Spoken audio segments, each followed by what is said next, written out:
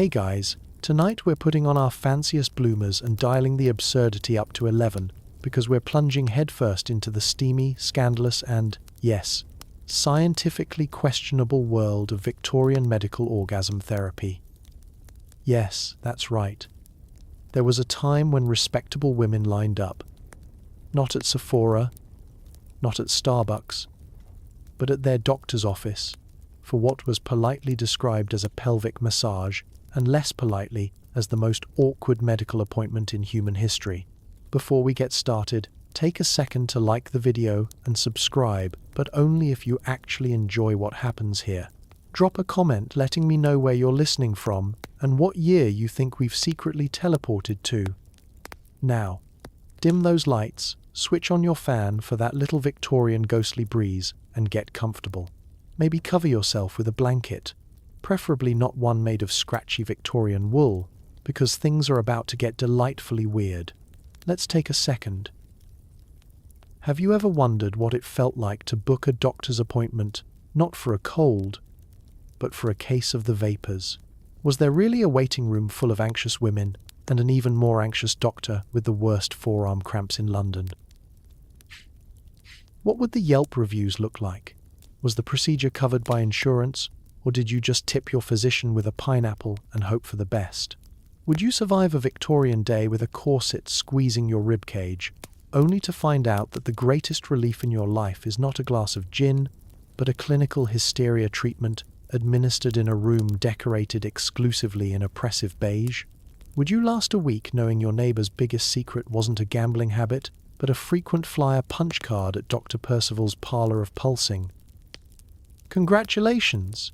You've just woken up in 1884 London. You're a perfectly normal Victorian woman, except your doctor is about to suggest something wilder than absinthe and less subtle than a telegram from your mother-in-law. Take a deep breath, because this is the weirdest medical appointment of your, and possibly anyone's, life. Good luck. Picture yourself in the relentless fog of Victorian London, where the air is 80% coal dust, 15% unspoken emotions, and 5% pure unresolved drama. Every street is bustling, every parlour is stifling, and every woman is apparently a few steps away from hysteria, which is just what happens when your corset, your marriage, and your diet of boiled cabbage finally snap at the same time. Let's set the scene. It's the 1880s, and you're waking up in a narrow brick house on a street with the charming name of Soot Lane. The sun has not so much risen as surrendered to the grey cloud of industrial progress hovering above the city. Outside your window, horse-drawn carriages rattle over cobblestones.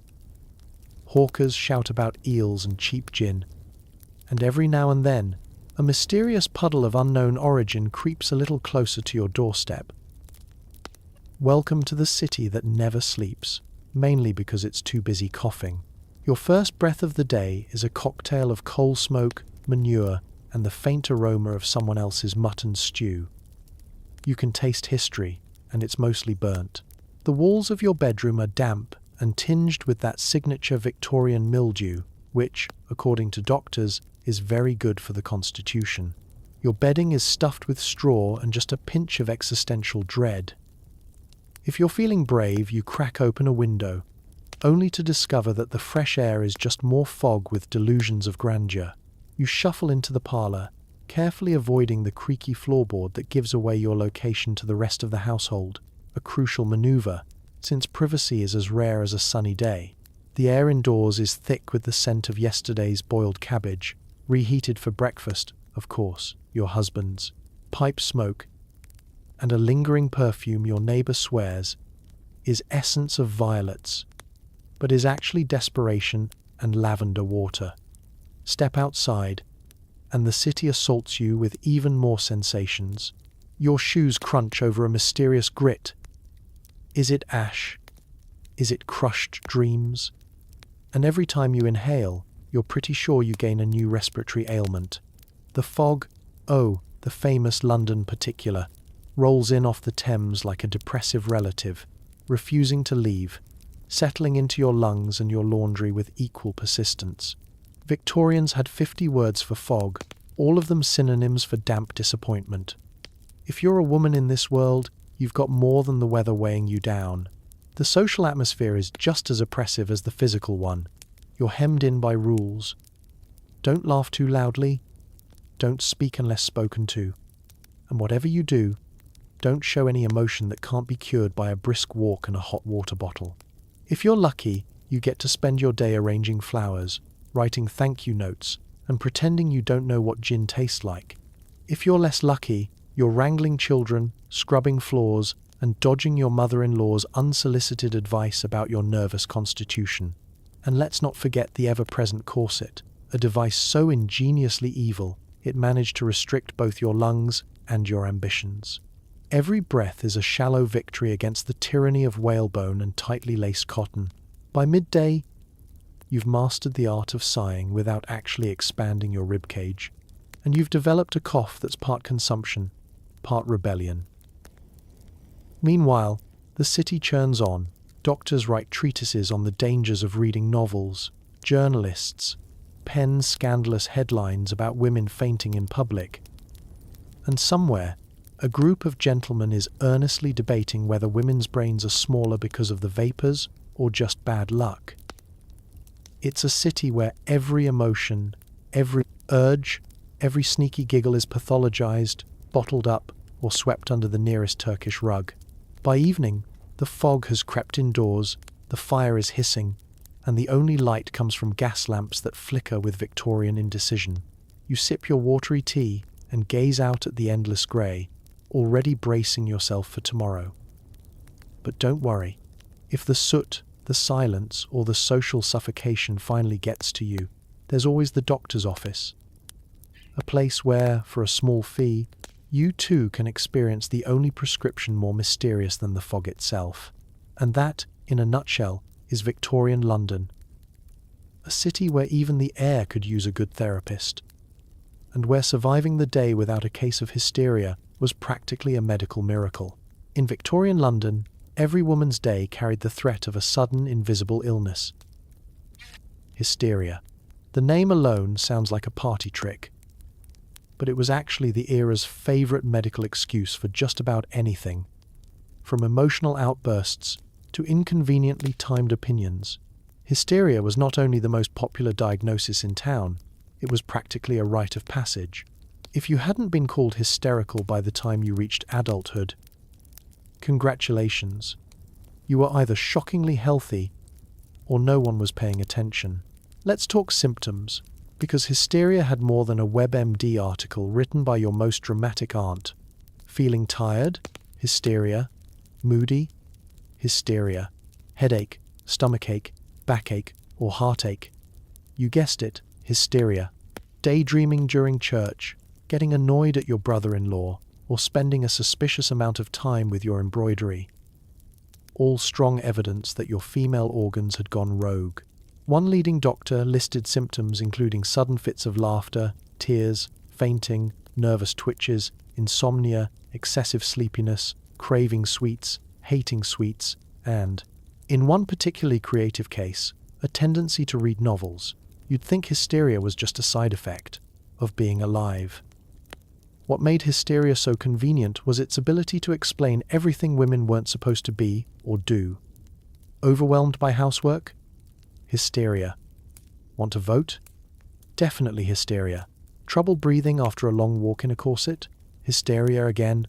Never mind that you were actually being slowly asphyxiated by your undergarments. Victorian doctors were convinced that the uterus, that mysterious organ lurking around the pelvis, was responsible for absolutely everything. Lost your appetite? Uterus. Argued with your husband? Uterus. Looked out a window for too long? Definitely. Uterus.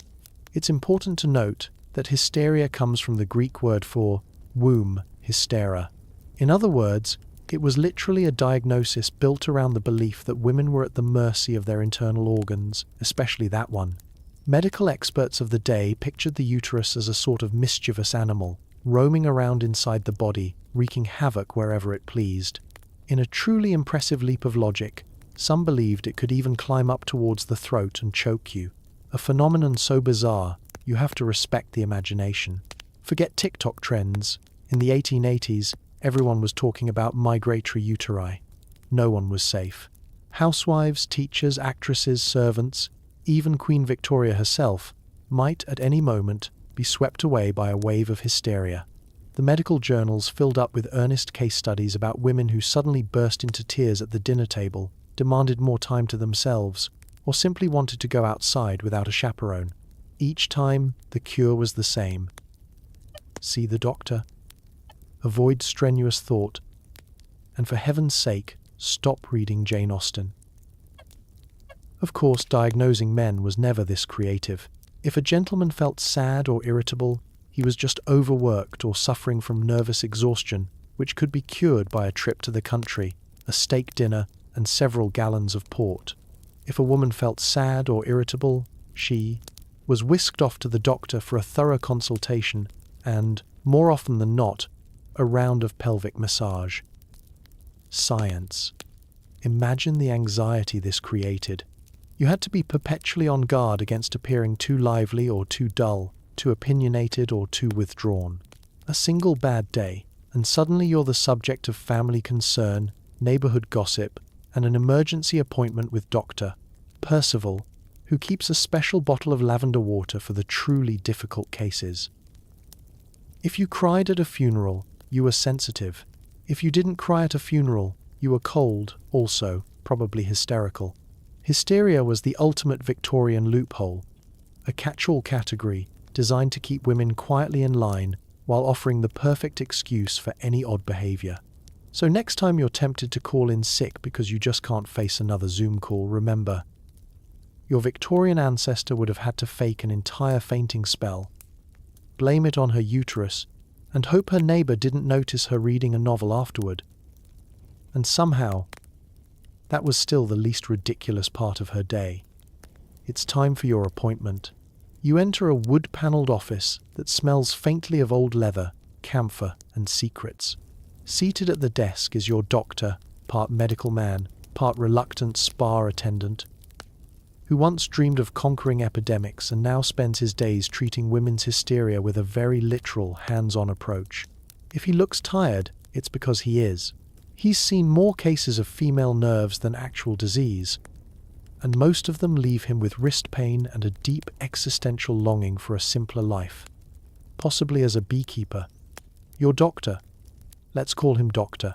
Percival, has the air of a man who has read every chapter of Gray's Anatomy and yet never quite found a section on professional dignity. He's wearing a tweed jacket, wire-rimmed spectacles, and an expression that lands somewhere between resignation and low-grade panic. He offers you a seat, pours, himself a cup of lukewarm tea, stirred with trembling hands, and avoids eye contact with a skill that suggests years of determined practice. The Victorian physician is a walking contradiction. On one hand, he's a pillar of society, a respected professional, an expert in all things mysterious and medical. On the other hand, he's secretly dreading the arrival of his 3 o'clock appointment because he knows it means another round of pelvic massage. This is not what he imagined when he signed up for medical school. He wanted to fight cholera, or perhaps invent a potion that would actually cure gout. Instead, he's essentially providing what modern people would call manual stimulation, all while maintaining the world's most awkward bedside manner. Imagine the tension in the room. You, the patient, are doing your best to pretend you're here for something sensible, like a cough or an ingrown toenail. The doctor, meanwhile, is furiously reviewing his notes on uterine congestion and wondering how long he can delay before getting down to business. He asks about your symptoms in the vaguest terms possible. "And how are your nerves today, Mrs. Fairchild?" You answer with equally vague code words. "Oh, I've been ever so fluttery, doctor." Both of you know exactly what's about to happen, and neither of you wants to say it out loud. There are rules to this bizarre dance. The doctor never, ever acknowledges what the treatment actually is. It's all about medical language, relief of nervous tension, paroxysm, restoring harmony to the female constitution. If anyone were to walk in and ask what was happening, you'd both swear up and down it was a highly technical procedure, best not discussed in mixed company.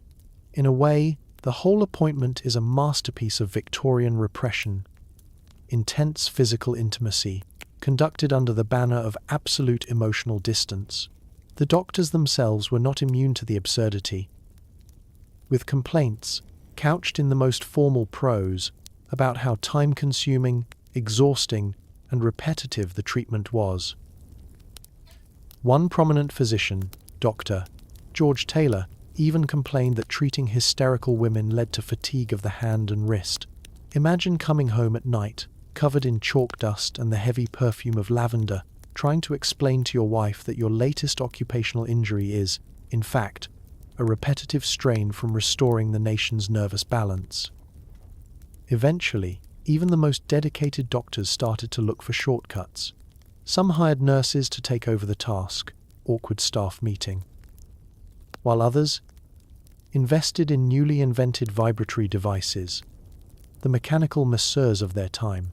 These contraptions promise to reduce wrist fatigue and improve productivity. A sentence that makes everyone involved feel like they need a strong cup of tea and several years of therapy. But until then, it's just you and Dr. Percival, trapped together in a room thick with polite embarrassment and the faint sound of the clock ticking. He wipes his brow, you stare at the ceiling, and somewhere outside, Victorian London rolls on, oblivious to the world's most awkward medical revolution. And that's how you meet your doctor. A man forever remembered for treating more nerves than nerves, and whose only real qualification is the ability to look you in the eye afterward and never, ever mention what just happened. The moment you step into the waiting room, you realize this isn't just a doctor's office, it's a social minefield. Victorian waiting rooms were less about comfort and more about performance. Here, every cough, every glance, every adjustment of your bonnet was part of a silent game. Welcome to Anxiety Bingo, where the squares are filled with embarrassment, suppressed giggles, and the ever-present terror of running into someone from your husband's bridge club. The decor is classic Victorian, faded wallpaper, stiff-backed chairs, and a floral rug that's seen more secrets than a confessional booth. There's a table with old issues of The Lady's Companion, and perhaps a pamphlet on nervous complaints and their respectable remedies.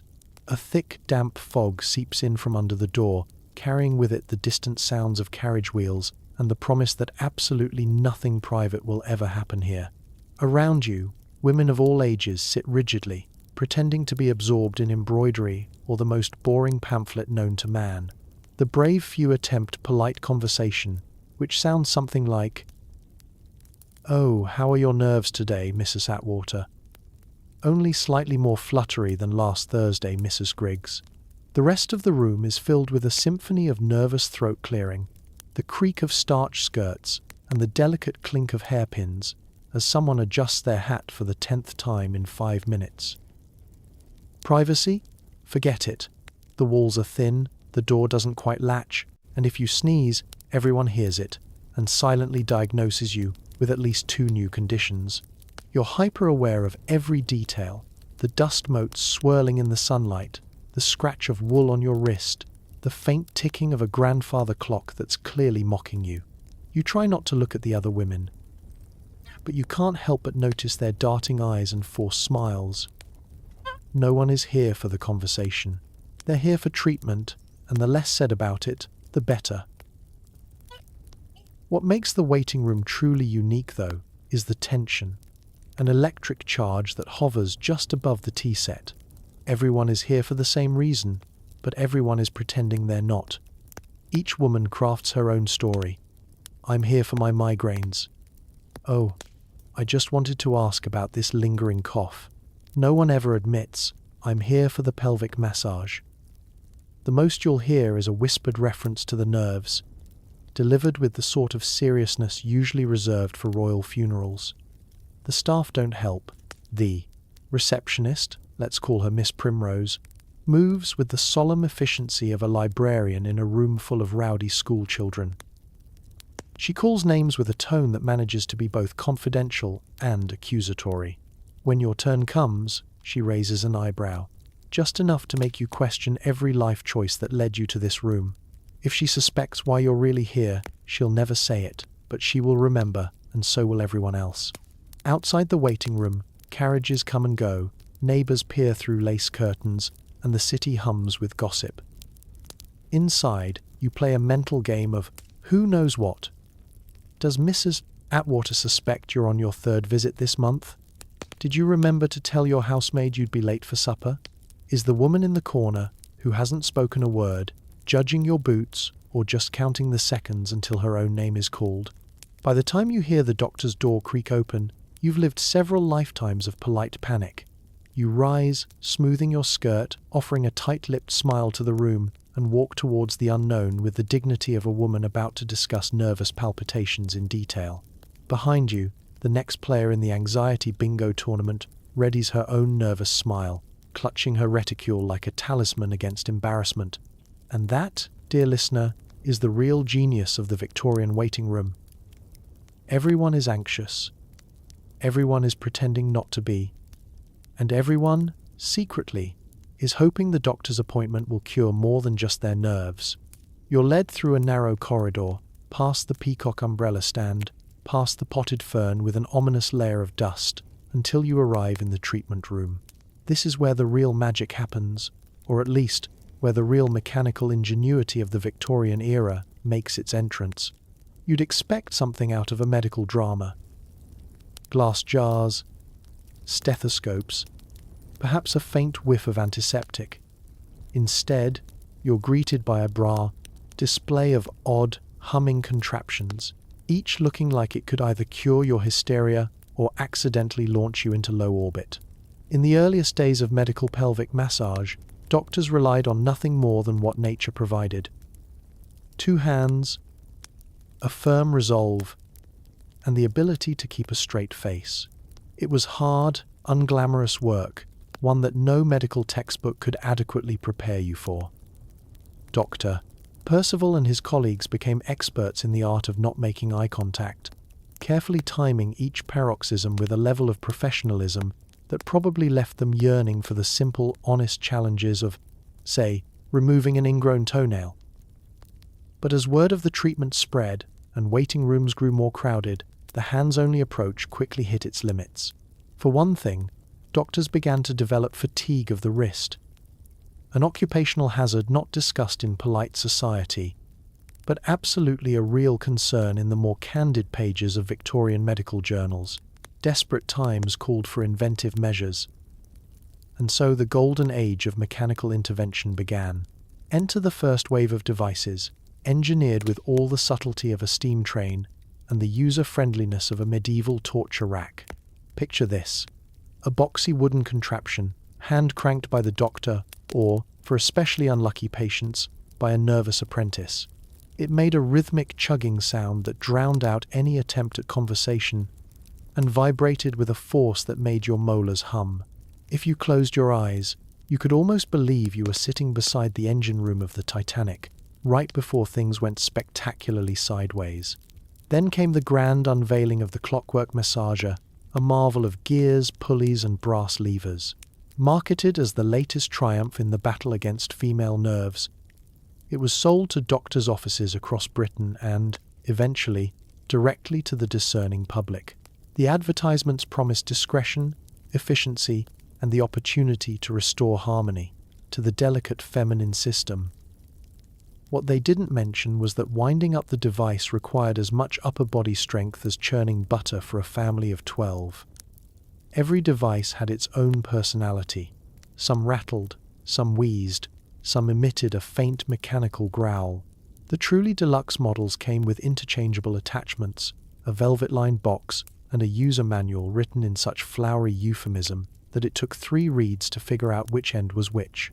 Victorian ladies, renowned for their discretion, learned to recognize the telltale sounds, a faint whir, a polite thumping noise, issuing from behind a closed parlor door.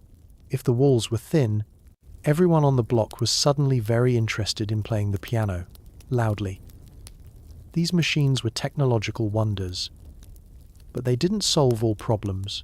There was always the risk of mechanical failure, leading to awkward mid-appointment pauses as the doctor fumbled with a jammed cog or an unruly spring. More than one patient went home with a story she would never tell, involving the doctor a toolkit, and the sudden, alarming appearance of smoke. Nothing shatters the illusion of scientific authority quite like a medical device belching steam in the middle of an appointment. Still, for all their quirks and combustibility, these inventions revolutionized the business of hysteria. Doctors could finally keep up with demand, wrists were saved, and, best of all, the treatment could now be administered with a buffer of gears and gadgets, just enough distance to maintain the delicate Victorian art of denial. And so, with every turn of the crank and every clank of the gear, medical history marched on. The tools of the trade evolved, but the underlying awkwardness remained as sturdy as the brass machines themselves. Before you even reach the doctor's office, you face your first, most formidable opponent of the day, the Victorian corset. This is not a simple undergarment, it's a full-body engineering challenge, a triumph of human ingenuity over the basic need for oxygen. Putting it on is less like getting dressed and more like preparing for battle. A battle in which your enemy is also your best friend, and every single rib you possess. Morning in Victorian London begins with the ritual of the corset. You stand before your wardrobe, armed with laces, hooks, and a prayer for deliverance. Your maid, if you're lucky enough to have one, approaches from behind, eyeing your torso with the calculating expression of a woman about to truss a turkey. There's a lot of tugging, there's some swearing. Silently. Of course, the laces are pulled tighter and tighter, until your waist is allegedly the ideal 18 inches, and your lungs are approximately the size of 2 walnuts. If you can still stand upright without fainting, it's considered a job well done. Now, the corset isn't just about vanity.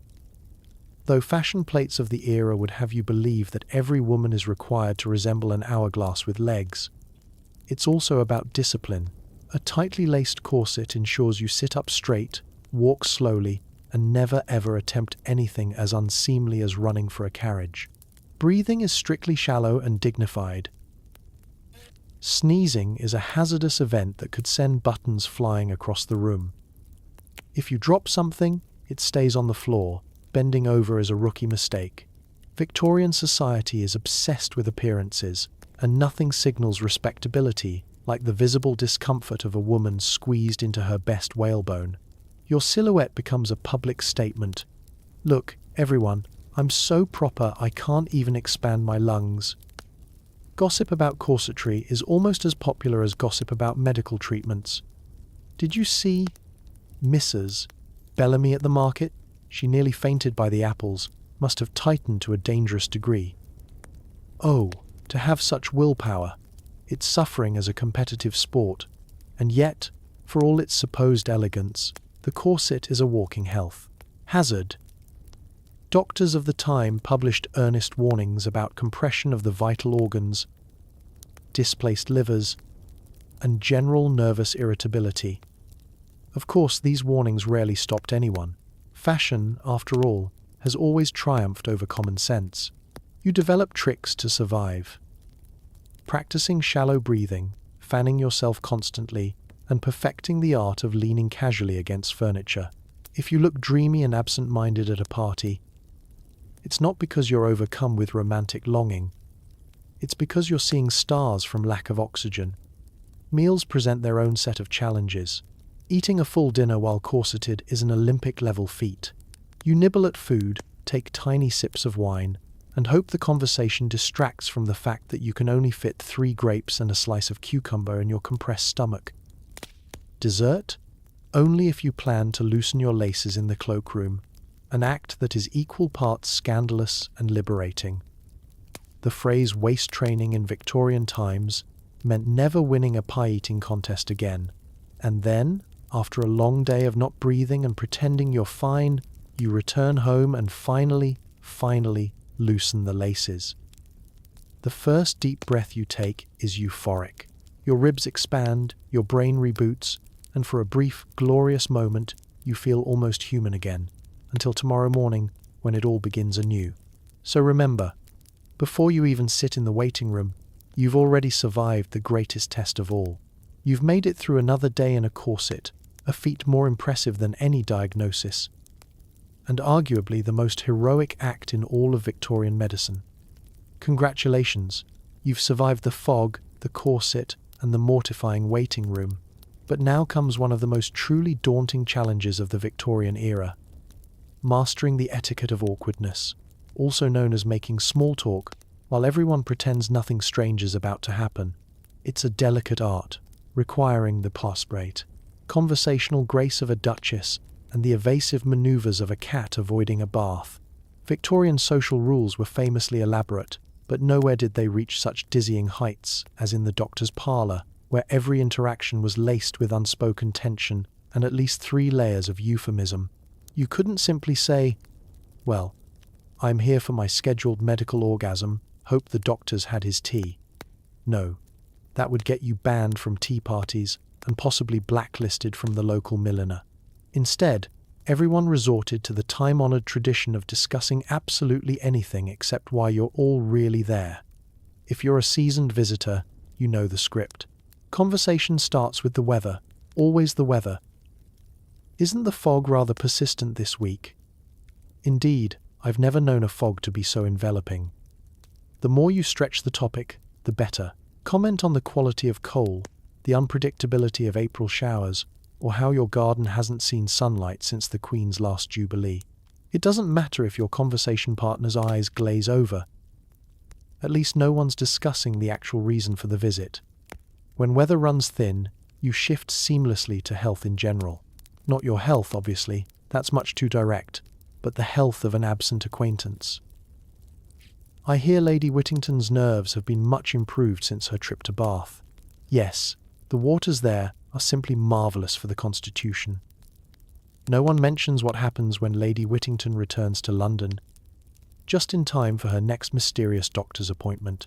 Compliments are always safe, so long as you keep them inoffensive and non-committal. "What a lovely brooch, Mrs. Dalloway. Did you acquire it in Paris?" "Why, yes, but the clasp is frightfully stubborn." Bonus points if you can keep the conversation going for 3 full minutes about fastenings, hatpins, or the advantages of different grades of lavender sachets. The more trivial, the better. It's a competitive sport. How long can you avoid the subject everyone's desperately ignoring?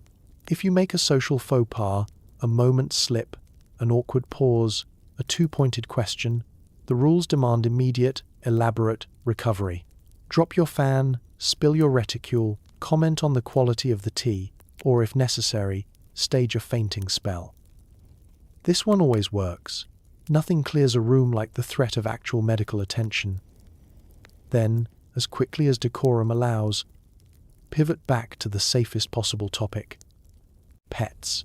Have you seen the new litter of kittens at the grocer's? So delightful. No one can object to kittens, and their presence is blessedly unconnected to the events about to unfold behind the doctor's door. Of course, there are always the truly bold souls who try to inject a note of realism. Someone, usually the elderly aunt with nothing left to lose, will murmur, "Doctors these days do keep such unusual hours, and everyone else will freeze. The bravest will laugh politely, the rest will study the wallpaper as if it contains the secrets of the universe." By the end of your visit, you'll have perfected the art of talking about nothing at all. You'll leave with new weather facts, a list of second-hand health tips, and the strong suspicion that everyone else knows exactly what's going on but will never admit it, even under oath or in front of the Queen herself. This, in the end, is the true etiquette of awkwardness. A shared, unbreakable pact of silence, sealed with small talk and maintained by the collective willpower of women who would rather endure 3 hours of embroidery gossip than speak the forbidden truth out loud. Welcome to Victorian conversation. Breathe shallowly and keep your secrets. Eventually, your name is called. And it's time to enter the inner sanctum, the doctor's private consulting room, which manages to feel both clinical and suspiciously like a set for amateur theatre. The centerpiece of this room, standing in the cold gaslight like a prop from a melodrama, is the infamous treatment table. Calling it a couch would be an insult to couches everywhere. This is less a place of comfort and more a platform for performance, where your primary role is nervous patient number one. As you approach, you take in the details. The table is covered in oilcloth, crisp linen, or, if the doctor is truly fancy, something resembling velvet, now permanently dented from decades of anxious sitters. There's a thin pillow, not for your head, but to ensure you don't get too comfortable. Every squeak of the legs echoes off the high ceilings, reminding you that privacy is a modern invention. You perch on the edge, back ramrod straight, ankles crossed demurely, clutching your reticule as if it contains not just a handkerchief and emergency peppermint, but your very soul. The doctor, meanwhile, is performing his own script, tidying the bottles on his shelf, shuffling papers, pretending to review your case notes with intense concentration. In reality, he's probably reviewing a grocery list and planning the fastest escape route should the appointment become too awkward. The tension is so thick you could slice it with a bone saw, should one be handy. Instructions are issued with military efficiency and the emotional warmth of a bank manager.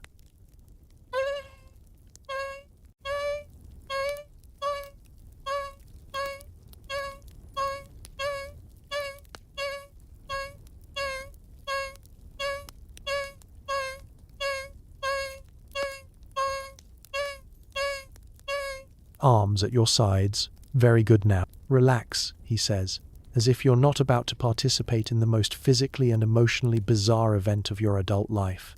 You try to obey, arranging yourself on the table with the careful choreography of a woman who has rehearsed the role of composed patient far too many times. It's not just your body on stage, your entire identity feels on display. The treatment table is an equalizer, stripping away the distinctions between wealthy matrons, anxious debutantes, and the occasional stoic widow. Here, everyone is just another case, reduced to their symptoms and their ability to feign nonchalance as the doctor makes polite conversation about the price of tea. You become hyper-aware of your breathing, your posture, the way your skirts crinkle beneath you. In a society obsessed with appearances, lying supine in a room that smells faintly of camphor and old wallpaper is an exercise in public vulnerability. And always, there is the underlying absurdity. For all its scientific posturing, the scene is riddled with the logic of farce. If a neighbor could see you now, immaculately dressed, perfectly composed, lying atop a squeaky contraption, while a nervous professional prepares his therapeutic instruments, she'd either faint or demand the doctor's business card for her next fit of nerves. The gulf between what is happening and what is said is as wide as the Thames at high tide. But you are Victorian. You endure. You focus on a crack in the ceiling, a fading pattern in the wallpaper, anything to distract from the awkward choreography of the treatment. You make small talk about flowers or the Queen's latest portrait. You will the appointment to proceed quickly, smoothly, anonymously, so you can gather up your dignity, smooth your skirts, and return to the waiting room with your composure as intact as possible. This is the paradox of the treatment table. Part medical device, part stage, part confession booth. No one really wants to be here, everyone pretends otherwise, and the performance continues, day after day, patient after patient. You are not just treated, you are witnessed, and as you rise to leave, the applause is silent, but the sense of relief is real. Let's talk about Symptoms, the greatest hits album of Victorian medicine. In the 19th century, hysteria was the one-size-fits-all diagnosis, and its symptoms were as endless and eclectic as a late-night infomercial. Have a problem? Hysteria. Have no problem? Still hysteria. The Victorians could diagnose nerves in everything from a fainting fit to a fondness for French poetry. If you ever wondered what it feels like to have your entire personality pathologized, welcome to the ultimate medical mixtape. The list began simply enough. The classics. Sudden weeping, dramatic fainting, and the ever-popular nervous exhaustion. The Victorians loved a good faint. At the first sign of emotional upheaval, a woman could simply wilt into the nearest armchair, hand pressed to brow, and be declared not just delicate but genuinely unwell. Fainting in public? Hysteria. Fainting at home? Hysteria. Fainting at the doctor's office while waiting for treatment for fainting? Hysteria squared. But why stop at fainting? The symptom catalogue only grew from there. Headaches, insomnia, and what one doctor called a vague feeling of unrest all counted. Restless legs, shakiness, chronic sighing, and spontaneous fits of giggles made the cut too. Some symptoms were so vague they could cover anything from boredom to existential dread. If you were moody before breakfast, that was hysteria.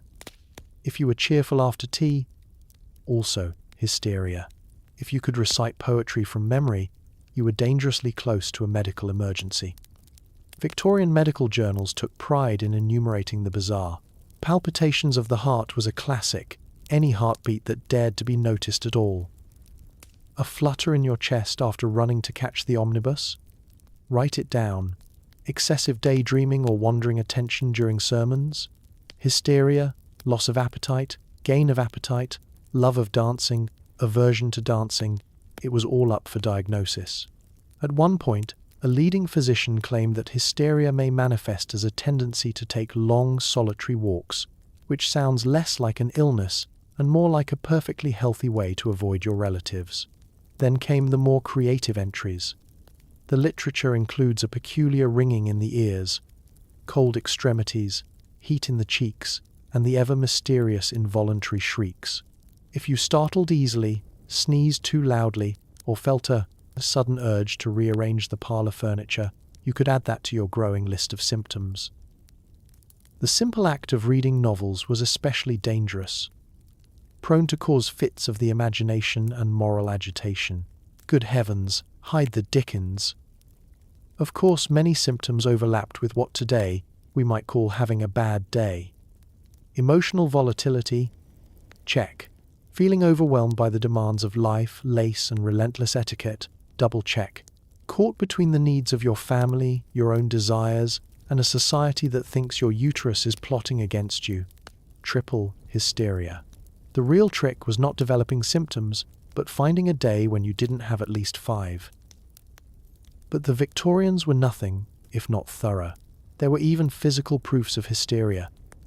Red eyes from weeping, pale skin from fainting, tremulous hands from general anxiety.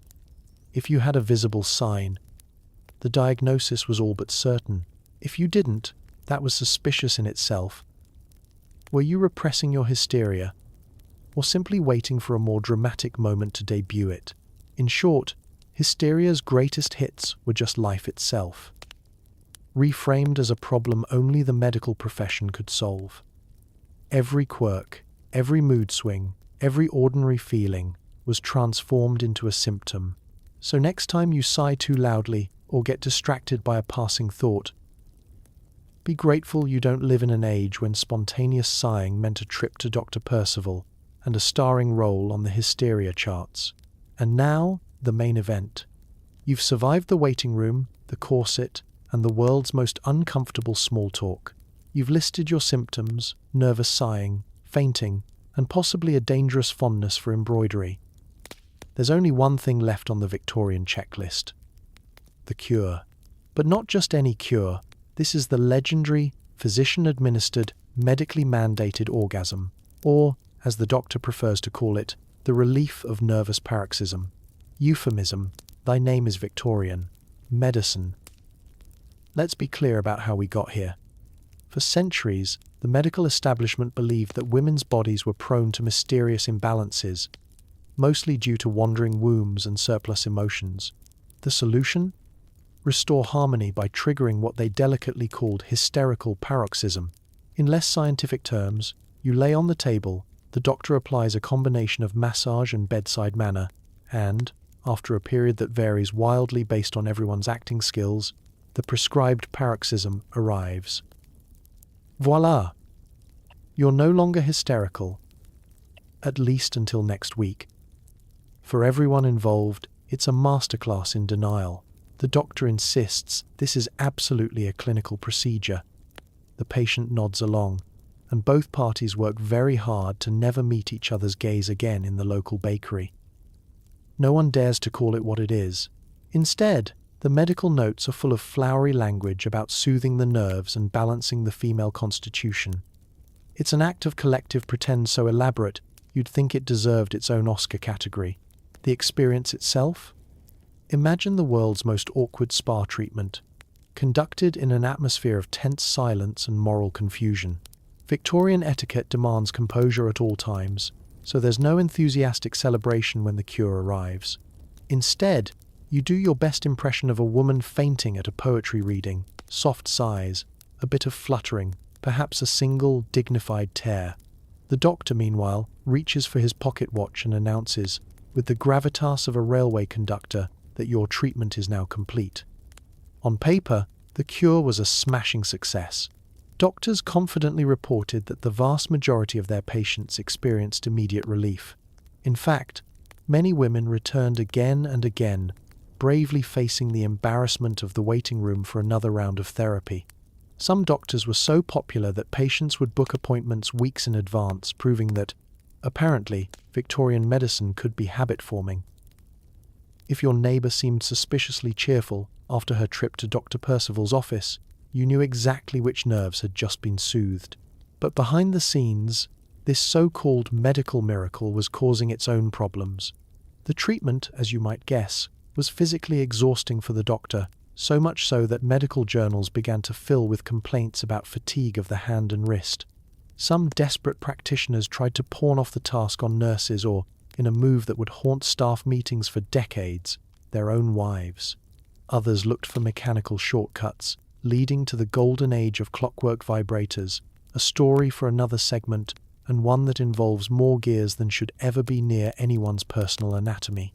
Meanwhile, the public facade held firm. Husbands were blissfully unaware, believing their wives were receiving nerve tonics or advice about herbal teas. No one dared to break the spell, because to do so would mean admitting that pleasure, and not just medical science, had entered the room. In true Victorian style, everyone colluded in the grand farce, certain that what happened in the treatment room stayed in the treatment room, wrapped in oilcloth and plausible deniability. And so the cycle continued. The diagnosis, the symptoms, the prescribed paroxysm, and the awkward goodbyes. In a world that couldn't say the word orgasm, they prescribed it instead, one embarrassed appointment at a time. It was, for many women, the one reliable remedy Victorian medicine ever offered. For everyone else, it was a secret that would eventually shake the foundations of science, society, and polite conversation for generations to come.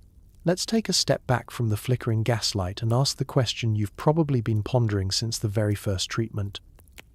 Where exactly were the husbands in all of this? The answer is a tangled mess of Victorian oblivion, polite denial, and the kind of willful ignorance you can only achieve when you really, really don't want to know. In theory, Victorian men were the undisputed kings of their households, masters of finance, morals, and the final say on what was served for supper. In reality, there were entire continents of their wives' lives that remained stubbornly uncharted. The female body, its mysteries, and its moods were considered at best a riddle, and at worst, a sort of mobile weather system.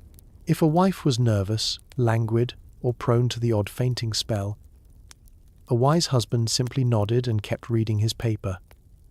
After all, the medical profession had it well in hand. Doctors were always eager to reassure their male clientele. "Sir, your wife is suffering from a touch of the nerves. Nothing unusual. We'll have her right as rain in no time." The subtext, of course, was, "Please don't ask any follow-up questions."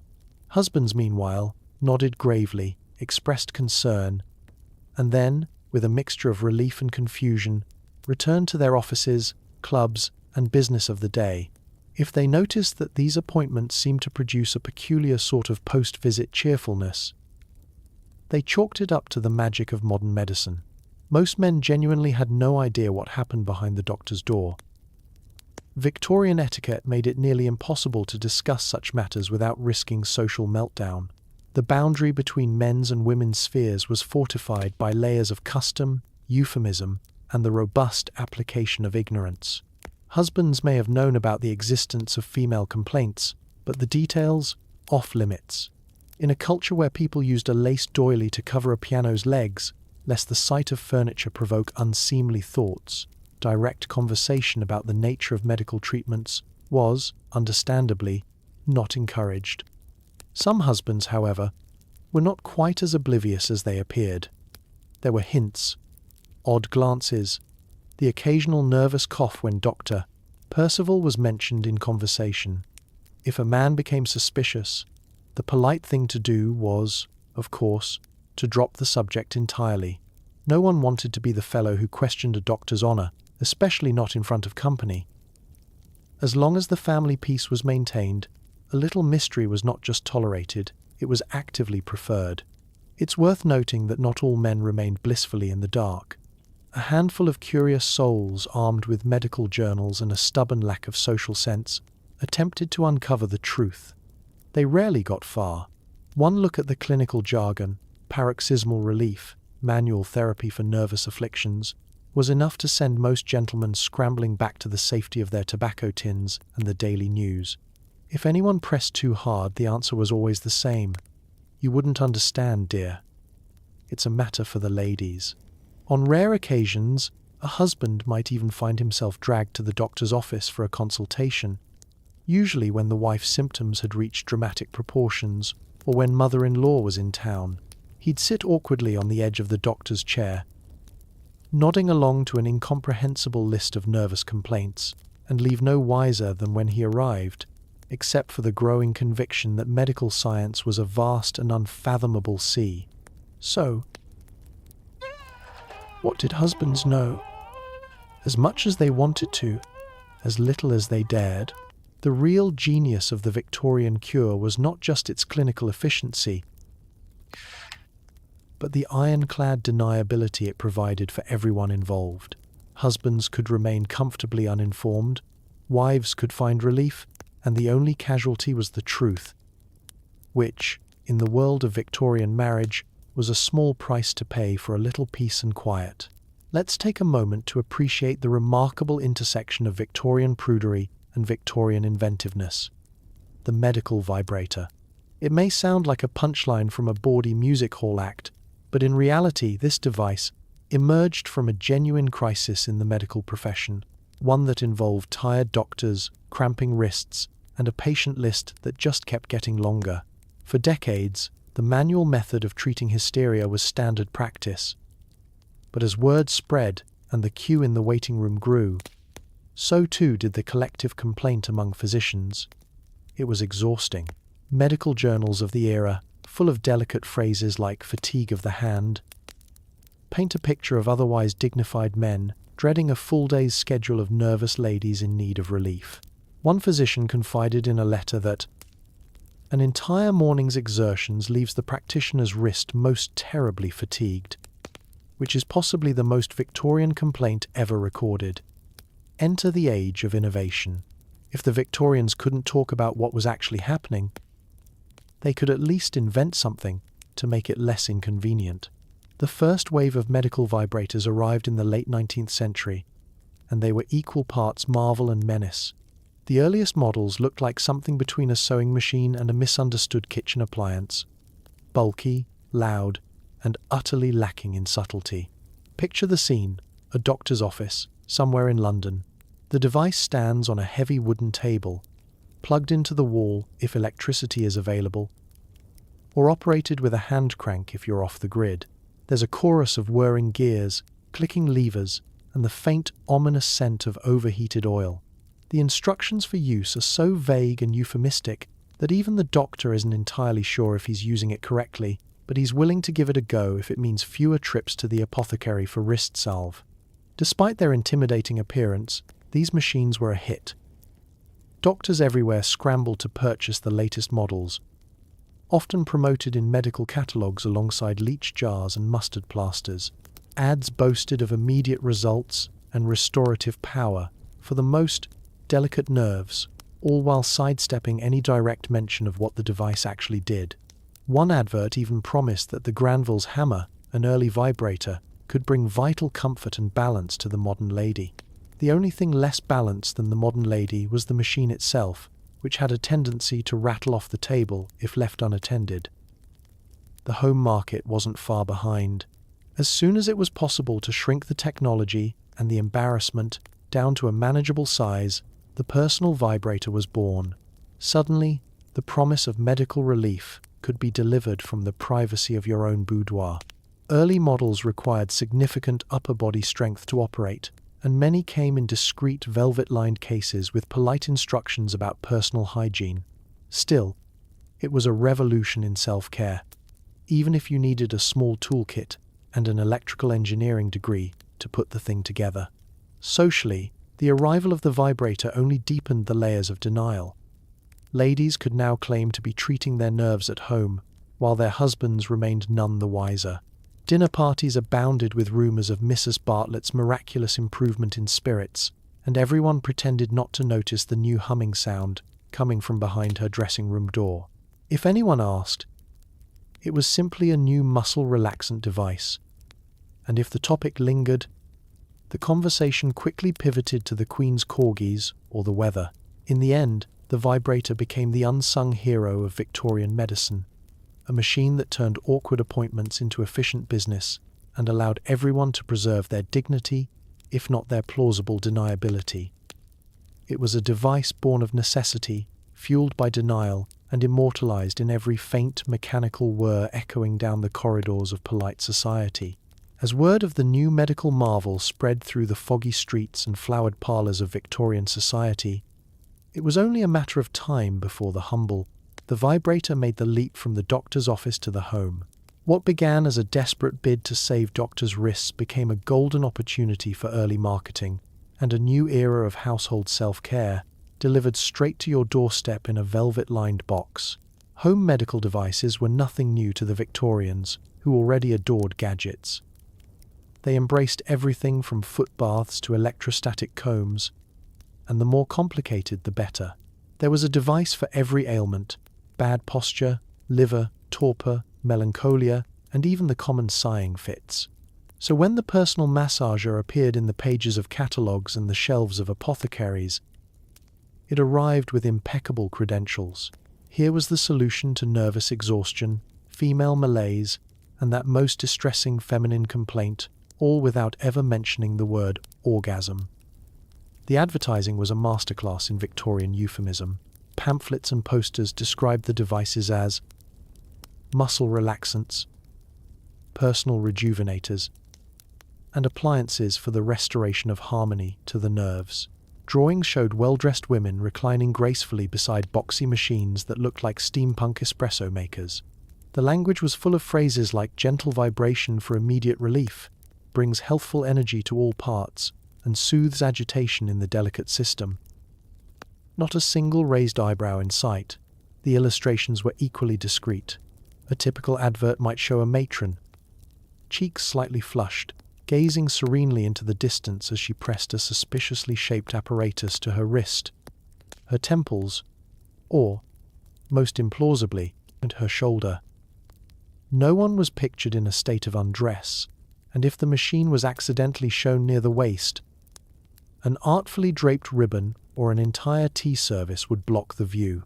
Still, the message was clear to those in the know. Middle-class and affluent women who had suffered the indignities of the waiting room were suddenly empowered to bring the treatment home. No more awkward appointments, no more sidelong glances from Mrs. Atwater at the doctor's office, just the privacy of one's own sitting room, and a new device that promised to revitalize without ever spelling out how. Word spread in that uniquely Victorian way. Slowly, quietly, and with just enough plausible deniability for everyone to pretend they didn't know what everyone else was doing. Letters between sisters contained cryptic mentions of marvelous improvements and sleeping so much better these days. Daughters dropped hints to their mothers, who in turn shared tips on winding the crank or keeping the motor oiled. No one dared speak openly, but suddenly The local apothecary's stock of personal massagers vanished as quickly as the sherry at a family reunion. Husbands, as ever, remained charmingly oblivious. If they noticed a sudden upswing in their wives' energy, they chalked it up to the latest tonic or an invigorating stroll. The sound of faint whirring from upstairs was politely ignored, and the only risk was that an overzealous maid might try to dust the machine and ask too many questions. When cornered, the official explanation was always that it helped with the circulation, a phrase so broad and bland it could excuse almost anything. As time went on, the devices themselves improved. Smaller, quieter, and mercifully less likely to burst into flames, they became a staple of discreet domestic life.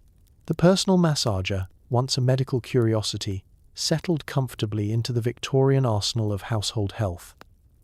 Just another tool for the modern woman battling the endless foe of nerves. And so the marketing genius of the Victorian era achieved what polite society never could. Universal access to pleasure, cloaked in the language of science, and wrapped in a ribbon of utter, unwavering denial. The home device was here to stay. Proof that, in the right hands, even a medical crisis could become a must-have accessory. If Victorian London had a favourite sport, other than trying not to faint in a corset, it was gossip. And nowhere was gossip more deliciously potent than in the parlour. That hallowed ground where secrets, speculation, and scandal swirled with the steam from the afternoon tea. Within these chintz-draped walls, the topic of hysteria treatment hovered like a mischievous ghost. Everyone knew, no one admitted, and plausible deniability was served on silver trays, right alongside the scones. The beauty of parlour gossip was in its choreography. Ladies gathered, ostensibly to discuss literature, charity events, or the pressing matter of Mrs. Henley's begonias. But beneath the polite surface, the real action simmered.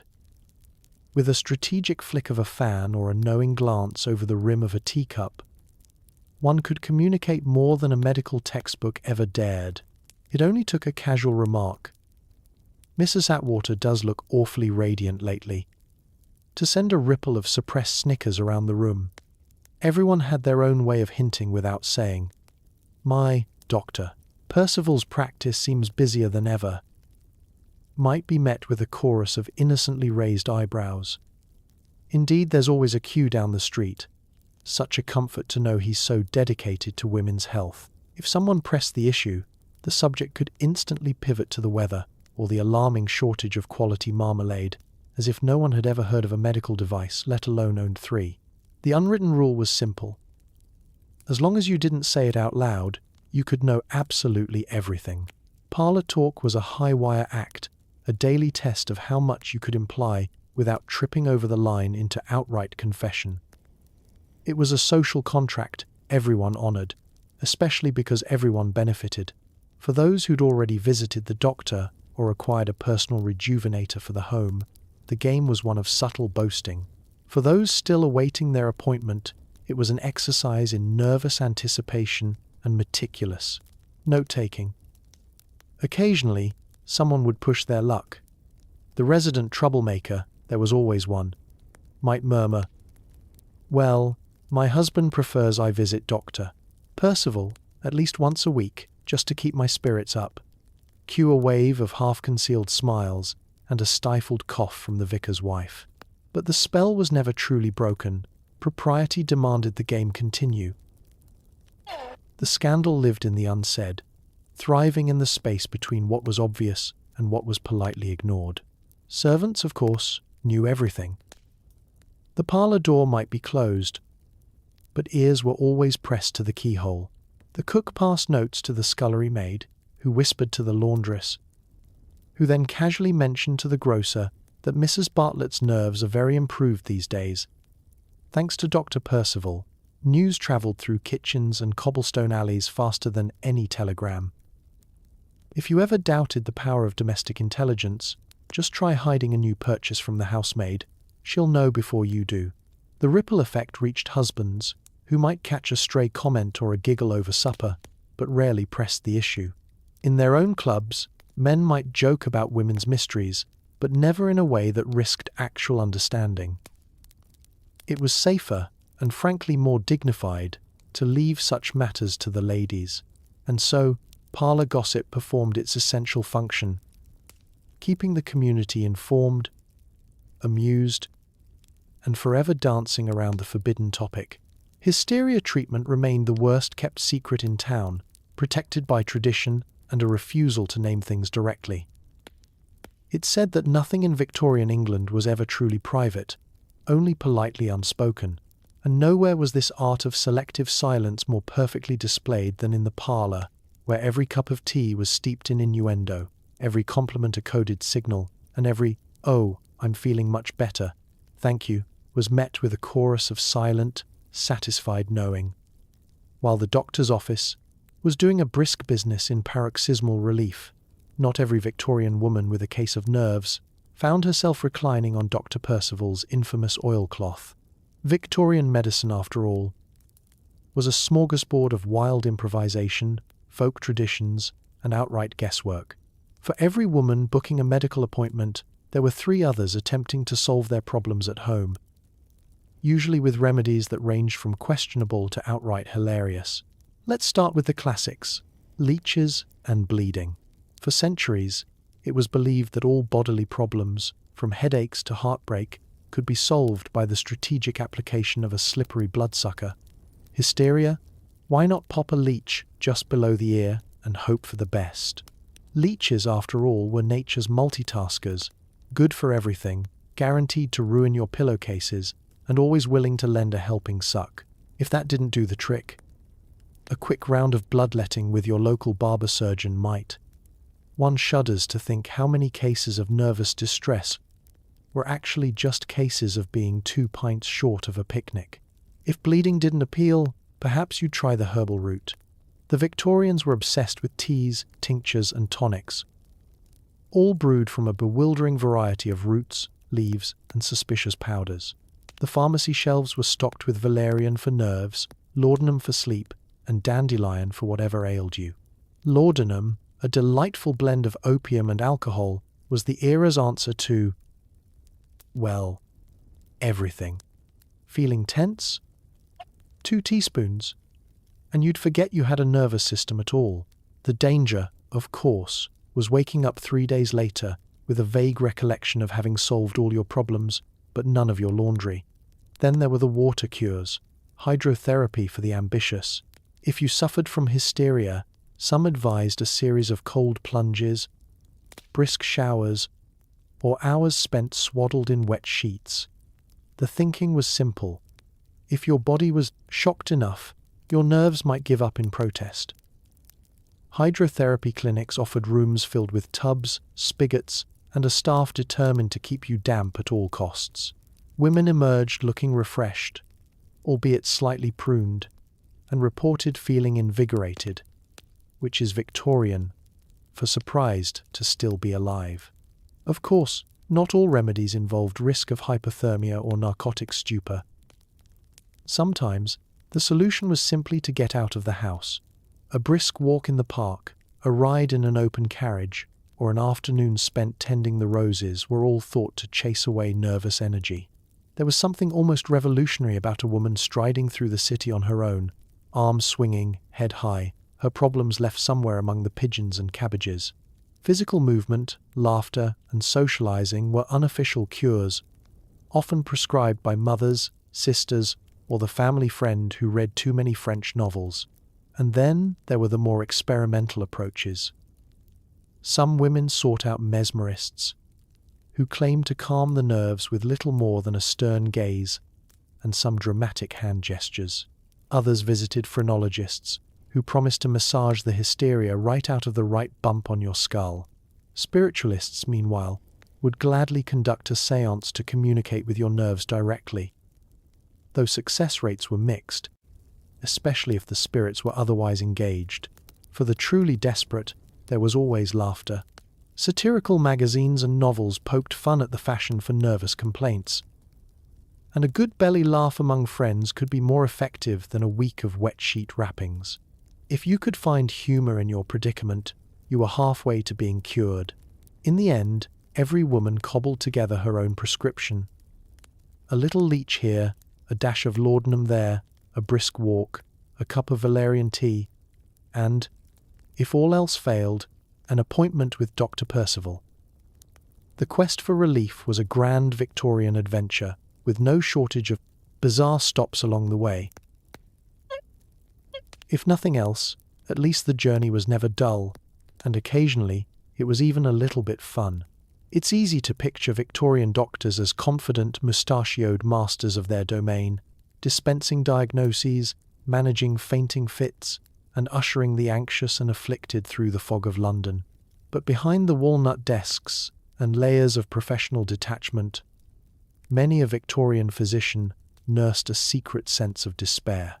Not only did he have to navigate the ever-growing world of female complaints, but thanks to the hysteria epidemic, he also faced a more literal and immediate problem: wrist fatigue. On paper, treating hysteria was a matter of restoring balance to the female constitution.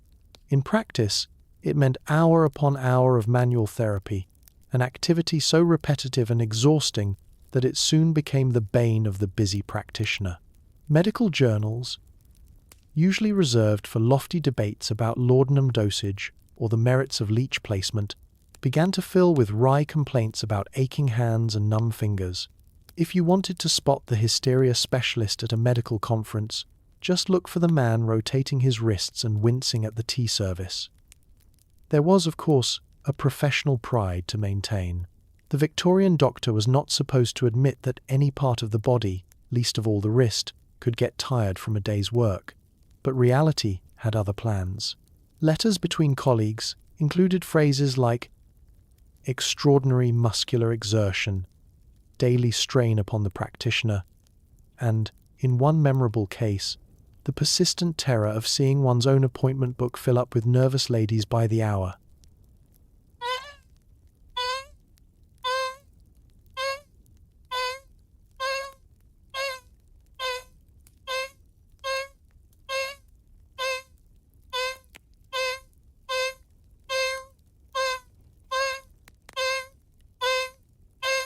The sheer volume of hysteria patients grew so great that many doctors began to delegate the work.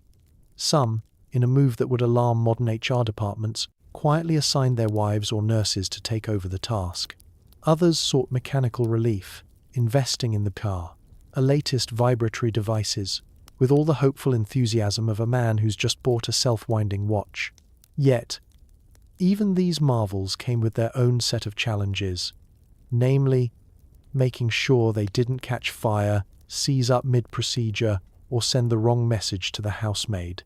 For all the complaints about wrist fatigue, there was another, deeper level of existential dread. Victorian doctors, after all, had set out to cure diseases, not to become unwitting protagonists in the most awkward farce of the era.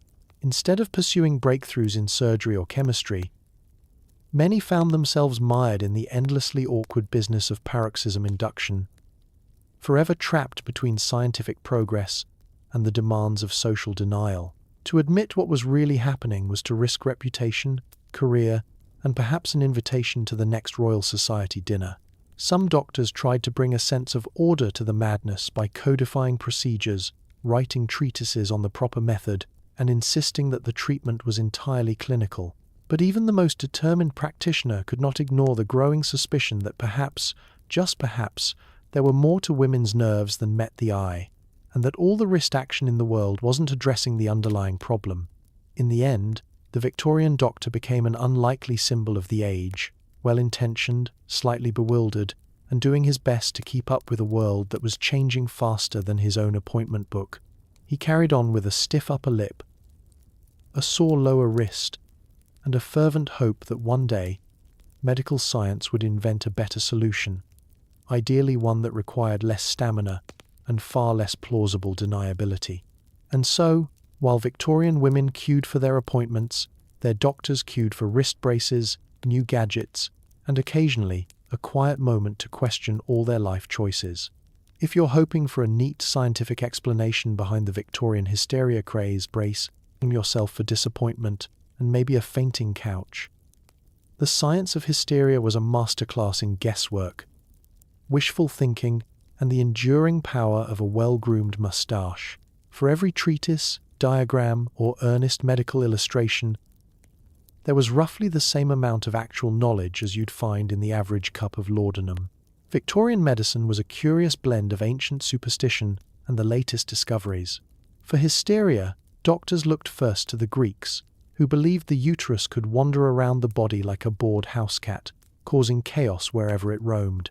Fast forward to 1880, and not much had changed, except now the explanations had fancier vocabulary and a great deal more paperwork. The basic theory was that women, by virtue of their mysterious internal plumbing, were uniquely vulnerable to nervous disorders. Emotional outbursts? Hysteria. Difficulty sleeping? Hysteria. An inconvenient desire to think for yourself? Hysteria, with a side of impertinence. Medical textbooks were crammed with descriptions of nervous excitability and delicate constitutions, but not a shred of genuine scientific evidence.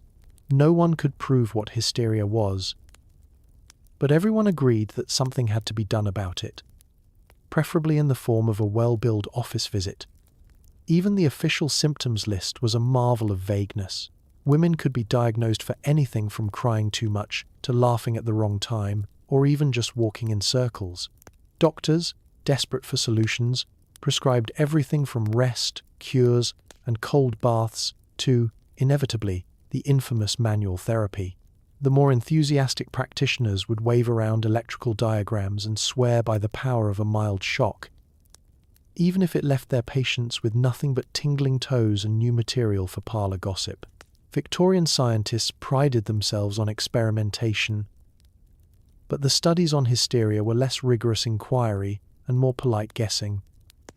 One doctor claimed that hysteria was caused by an overactive imagination. Another insisted it was a lack of appropriate social outlets. Some blamed education, reading novels, or simply thinking too hard. If your nerves weren't jangled by the smog, your corset, and the state of public transportation, they would surely be rattled by the sight of a woman with a library card. And then there were the remedies, each more dubious than the last. Leeches, cold compresses, tonics, and vibratory massage, all endorsed with the unwavering confidence of a man who'd never experienced any of them firsthand. If a treatment didn't work, that was simply proof that the patient was unusually difficult and a new regimen was in order. The science was as flexible as a Victorian etiquette manual, always ready to adapt, so long as no one questioned the fundamental assumptions. Yet, despite its profound lack of evidence, the science of hysteria endured for decades. It persisted because it was useful, explaining away the mysteries of womanhood and keeping everyone, especially women, neatly within their expected roles. If a woman questioned her diagnosis, well, that was further proof she was hysterical. Circular reasoning was the only thing spinning faster than the latest medical device. In the end, the science of hysteria tells us more about Victorian anxieties than it does about actual biology. It was a diagnosis built on shadows and superstition, cloaked in the language of progress. So next time you see a beautifully illustrated 19th century anatomy chart, remember, it's probably about as scientifically sound as the average séance and twice as likely to end in awkward silence. There's nothing quite like a market opportunity to get Victorian inventors out of bed in the morning. Once word spread that doctors were developing wrist pain and women were queuing down the block for their regular hysteria treatments, the most ambitious minds in Britain snapped to attention. If there was one thing the era excelled at, besides euphemism and elaborate hats, it was patenting devices that promised to solve problems most people weren't even supposed to talk about. The race to invent the perfect hysteria cure was on. Suddenly, medical supply catalogues were bursting with diagrams of new devices, each more complicated than the last. The first entries were modest, hand-cranked massagers and spring-loaded percussion tools, all designed to transfer the heavy lifting from Dr. Percival's aching wrists to the miracle of clockwork engineering. Some devices looked suspiciously like overzealous egg beaters, while others resembled the kind of steampunk weaponry you'd expect to see in a Jules Verne novel. Competition among inventors was fierce. Each one sought to outdo the last by adding more gears, more attachments, and, most impressively, more promises. Restores feminine harmony, relieves all manner of nervous exhaustion, so gentle you'll barely notice the noise. The latter was only true if you lived next to a blacksmith or had already lost most of your hearing to the family piano. The patent office, once a sleepy backwater for umbrella improvements and better mousetraps, found itself awash in blueprints for female rejuvenators and mechanical nerve regulators. Clerks tasked with reviewing these inventions developed an entirely new vocabulary of professional neutrality. One can only imagine the awkward silences during office tea breaks. Another vibrating apparatus, Jenkins? Just put it on the pile, Smythe. And no questions, please. Some inventors aimed for sheer spectacle. There were foot-pedal-powered contraptions for the hands-free enthusiast, devices fueled by compressed air, and, in at least one unforgettable case, a machine so large it required its own corner of the drawing room and the steady hand of a retired blacksmith to operate. Advertising illustrations delicately depicted well-dressed ladies in faintly theatrical poses, always looking serenely off, into the middle distance, never at the device in question. Not to be outdone, American inventors got in on the action, sending their own health appliances across the Atlantic. International rivalry spurred even wilder designs. A few entrepreneurial souls tried to combine the vibrator with other household items, leading to a brief, chaotic period where the most popular parlor chairs and sewing machines came with suspiciously powerful attachments. One enterprising inventor even proposed a device that would fit discreetly beneath a breakfast tray, turning morning tea into a multi-sensory experience best left unmentioned at the supper table. For all the spectacle, not every device was a triumph. There were disasters, motors that overheated, springs that snapped, and inventions that left more bruises than relief. Some products vanished from the market almost as quickly as they appeared, surviving only as cautionary tales shared among nervous physicians and the occasional gossipy parlor maid. Yet, for every failed experiment, another invention would take its place, slightly smaller, slightly quieter, slightly less likely to destroy your lace tablecloth. And so, from the parlor to the patent office, Victorian innovation ran wild. Fueled by equal parts necessity and denial, the world had never seen such a creative at dodging the truth market for medical devices. In the end, these wild inventions did more than just ease the burden of doctors. They fueled a quiet revolution, turning a medical embarrassment into an industry and giving Victorian women, for the first time, a taste of the power of technology in the privacy of their own homes. For all the awkwardness, denial, and heavy-handed marketing, something quietly radical happened. As hysteria treatments moved from the doctor's office to the home, Victorian women began to take control. The age of the personal medical device wasn't just about convenience or sparing doctors from carpal tunnel. It was a revolution in privacy, agency, and, dare we say, pleasure. Picture the scene: a respectable woman in a neat London terrace house, drawing the curtains for her afternoon rest. Gone was the mortifying wait in Dr. Percival's reception room, the fraught small talk, and the forced smiles at the neighbours, who definitely recognised your bonnet. Now, relief could be found in the sanctuary of your own bedroom or boudoir, free from prying eyes and raised eyebrows. If anyone knocked, you were simply lying down with a touch of the nerves, a phrase so vague and overused that it became as invisible as the sound of the city's ever-present fog. Manufacturers, sensing an opportunity, rebranded their products with ever more delicate names: health restorers, vibratory massage aids, electromechanical nerve soothers.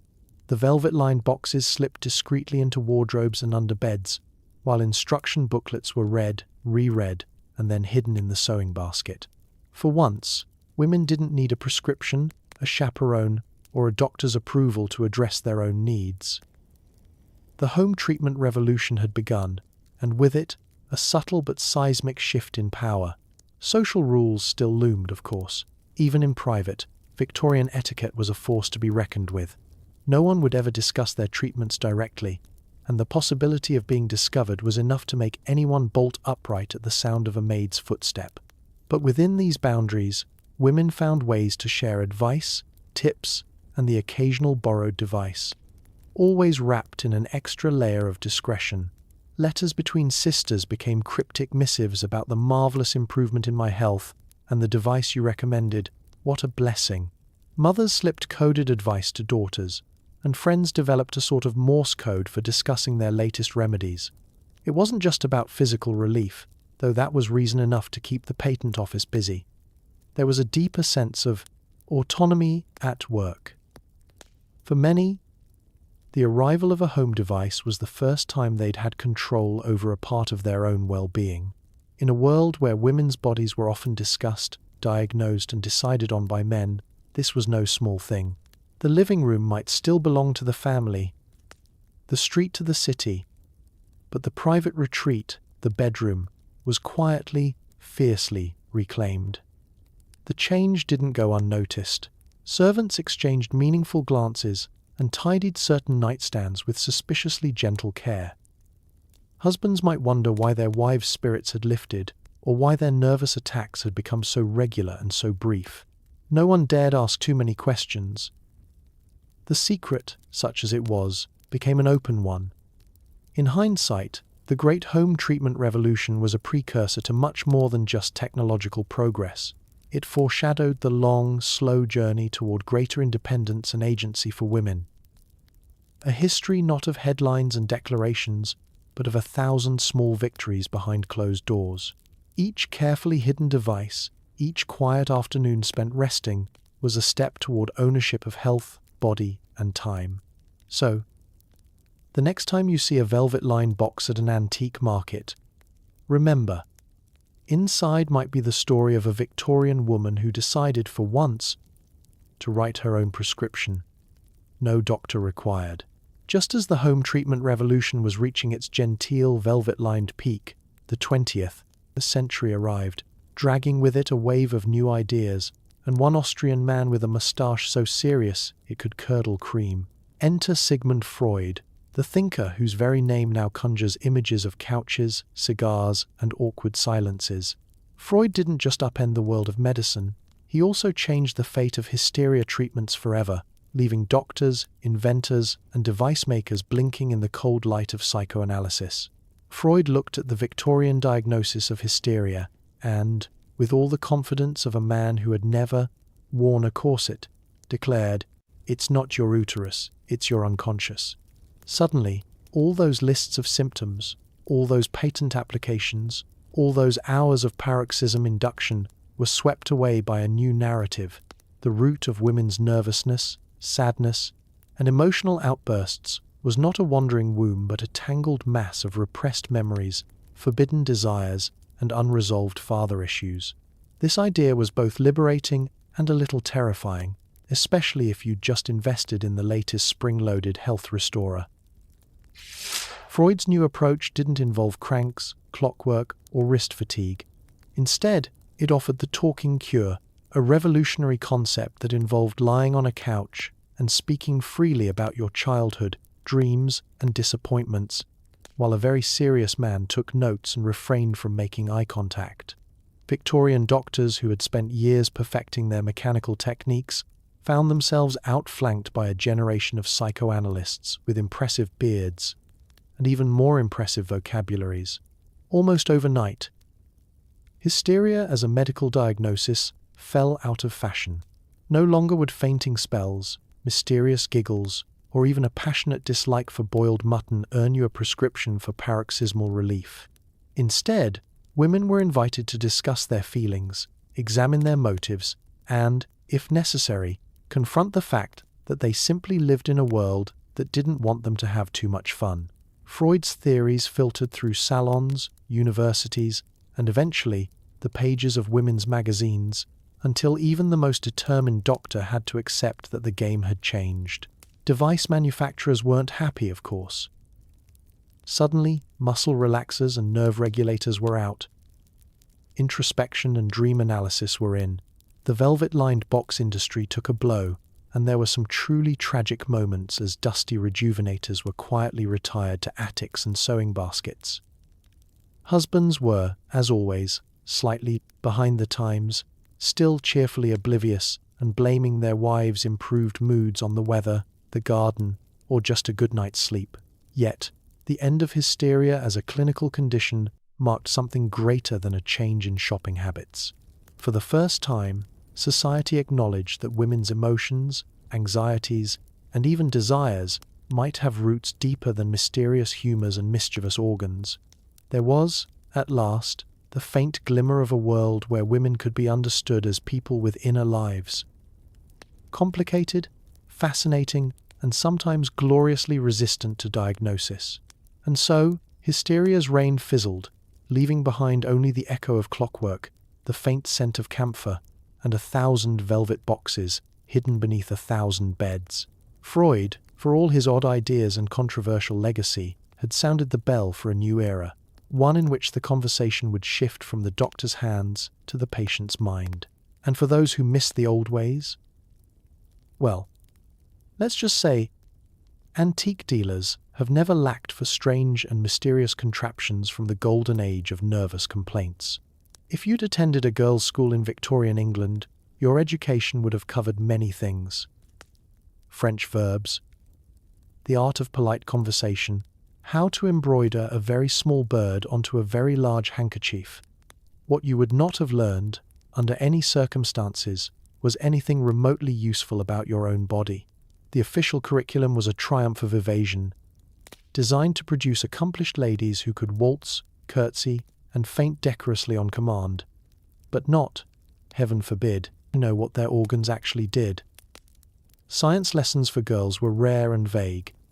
You might get a lecture on the wonders of the animal kingdom, followed by a hasty diagram of a frog. Human biology, if addressed at all, was shrouded in euphemism.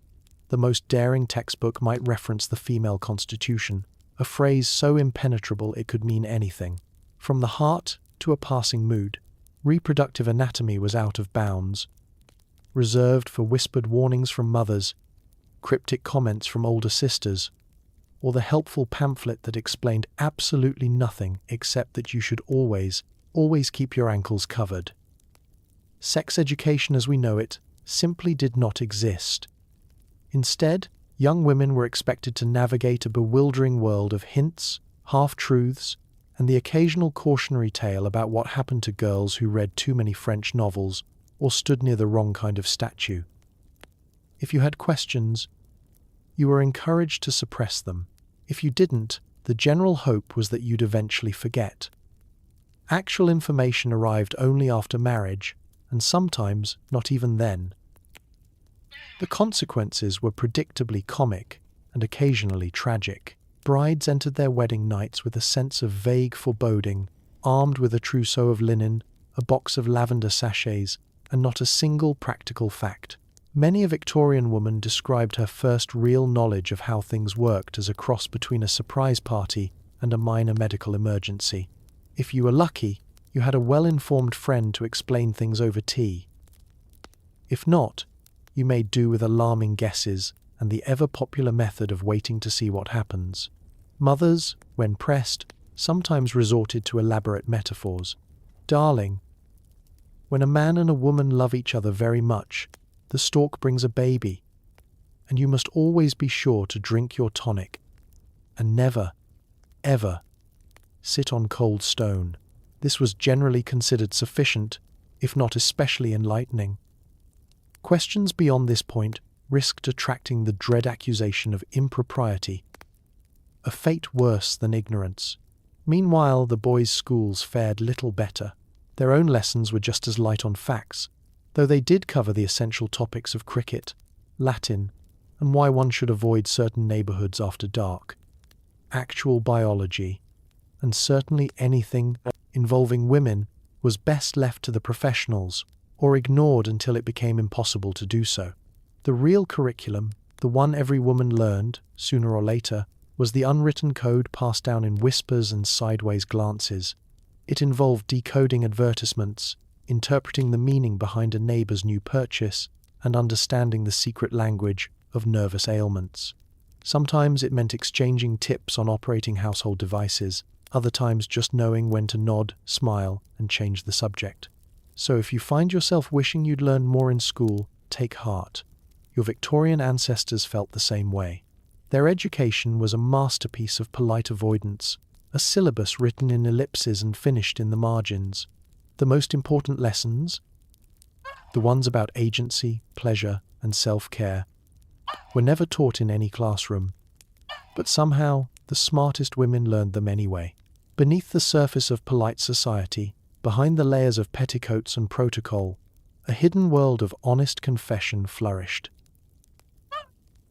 Inside the pages of Victorian women's diaries and private letters, here, at last, the truth could be whispered in ink, the nervous energy, the midnight anxieties, and yes, the peculiar relief found on the doctor's treatment couch or with the help of a certain velvet-lined appliance. If parlor talk was an endless dance of euphemism, the diary was where the music stopped and candour took a bow. The written confessions of Victorian women are an extraordinary record of life in a society obsessed with keeping secrets. In letters to trusted friends and scribbled journal entries, women documented their bewilderment, frustration, and often their amusement at the medical advice they received. Saw Dr. Percival today, who prescribed a new tonic and... oh, the indignity. Another round of massage. I do wonder if my health or his patience will expire first. There was comfort in being able to joke about the absurdity, at least in the safety of one's own handwriting. For many, the diary was a lifeline. It became the place to vent about everything that could not be discussed aloud. The boredom of endless rain, the suffocation of the corset, and the latest oddity in Mrs. Atwater's window box. When it came to hysteria treatments, the tone could shift from weary resignation to sly humour. "I am convinced the doctor's hand will fall off before my nerves are ever soothed," wrote one woman. But at least Mother seems satisfied by my new cheerfulness. Sometimes, these private writings reveal a level of self-awareness and agency that the medical world never acknowledged. Women questioned the very premise of their diagnosis. Is it possible that all women are hysterical, or merely those whose husbands prefer the club to conversation? Some pondered the social convenience of being able to call a bad mood a nervous complaint, while others treated their appointments as a necessary, if baffling, ritual, just another item on the weekly calendar alongside laundry and soup.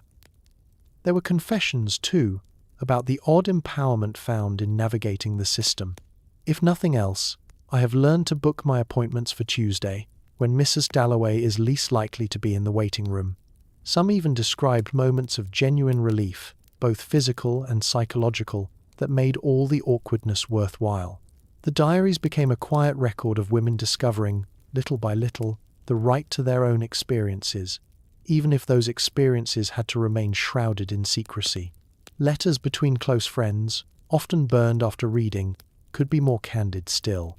These missives swapped advice about which doctors had the best bedside manner, which devices were least likely to catch fire, and how to distract inquisitive husbands or nosy maids. "Your suggestion about the new electromechanical model was most helpful," one letter might read. "I shall send you the address by separate post. Burn this." Historians today treasure these rare glimpses into the private lives of Victorian women. While the medical literature insisted on silence and obedience, the secret diaries reveal wit, skepticism, and a persistent yearning for something more than a diagnosis. They are filled with longing, for relief, for understanding, for a life less bounded by absurdity. So next time you imagine Victorian women as humorless victims of their time, remember the private pages where laughter, complaint, and confessions flourished. Far from the watchful eyes of society, the real truth about hysteria isn't in the textbooks. It's in the secret diaries, hidden under the mattress, and in the margins of a life that refused to be entirely written by someone else. It was only a matter of time before the polite silence surrounding hysteria treatments cracked wide open. In a city where the gossip could move faster than the fog, all it took was one loose-lipped housemaid, one misplaced instruction manual, or one overzealous inventor eager for publicity, and suddenly, London's tabloids had the juiciest story since the time the Prince Regent fell off his horse at Ascot. The headline writers could barely contain themselves. Medical marvel or morality menace. Shocking secrets of the Parlor device. As with all proper Victorian scandals, it began quietly. Someone, perhaps a former patient with an axe to grind, or an ambitious journalist with a taste for melodrama, started asking pointed questions about what, exactly, happened behind the closed doors of certain fashionable doctors' offices. Medical devices with names like Health Restorer and Electromagnetic Harmonizer began to attract more than the usual level of interest. Within days, rumors about the real purpose of these machines leapt from back-alley whispers to the front pages of every penny dreadful and society rag in town. The stories were, predictably, a riot. Illustrations showed shocked matrons swooning away from suspiciously vibrating contraptions, while cartoons lampooned befuddled doctors and blushing patients. Some papers went for high drama, wives in ecstasy, the treatment London can't stop whispering about. Others preferred scandalized disbelief. Ladies line up for medical outrage. Letters to the editor poured in from anxious husbands, indignant churchmen, and the occasional bored baroness who claimed to have known all along. Society responded in classic fashion: public horror, private fascination, and a sudden surge in sales of anything marketed as for nerves only. Some families quietly hid their home devices in cupboards and coal bins. Others doubled down, insisting their regular appointments with Dr. Percival were for nothing more shocking than a stubborn case of lumbago. Parties buzzed with coded conversations, as everyone tried to figure out which of their neighbors' improved spirits were courtesy of a vibrating miracle, and which were merely the result of a new recipe for Madeira cake. For the doctors, the scandal was a nightmare and an opportunity. Some issued stiff legalistic statements about the highest medical principles. A few quietly closed their practices for a rest cure of their own. Meanwhile, clever inventors seized the moment, producing devices with even more innocuous names: the Invigorator, the Rejuvenation Engine, all while giving the packaging an extra layer of plausible deniability. The tabloid storm even swept through the genteel world of high society. There were rumors of titled ladies caught red-handed, of a duchess's housemaid selling stories to the press, and of a prominent physician who left London altogether, only to set up a booming practice in Paris. For a few weeks, you couldn't attend a dinner party without overhearing some daring guest joke about the importance of regular electrical maintenance and watching the entire table collapse into giggles. Eventually, as all scandals do, this one faded, replaced by the next moral panic, the next royal mishap, the next mysterious illness blamed on bad air and low morals. But the effect lingered. The Parlor device became both a symbol of forbidden modernity and a punchline for amateur comedians. For some, it was a source of new caution; for others, a point of pride. The Great Victorian Hysteria scandal was proof that, even in a society built on repression, the truth always finds a way to the surface. Sometimes with a headline, sometimes with a wink, and sometimes with a quietly humming motor, hidden behind a perfectly respectable closed door. Take a moment, right now, to look around your room. Maybe you've got a cup of coffee within arm's reach, a soft blanket, a phone that knows more about you than your own diary ever will. You're breathing air that, with any luck, is not 60% coal smoke and 30% other people's nervous exhaustion. In this soft-lit comfort, you might find yourself wondering, how would you, a thoroughly modern person, fare if suddenly thrown back into the wild, weird world of Victorian medicine? Let's be honest, most of us would last about 6 minutes. First, you'd be hit by the smell, damp wool, boiled cabbage, and that mysterious Victorian fog that never seems to leave your lungs. Your doctor, whose medical expertise ranges from leeches to laudanum, would greet your sniffles with a mixture of concern and experimental curiosity. A slight cough? That calls for a mustard plaster, 3 spoons of cod liver oil, and possibly a brisk walk to clear the humours. You'd politely decline, only to find yourself being bundled into a horse-drawn cab and delivered to Dr.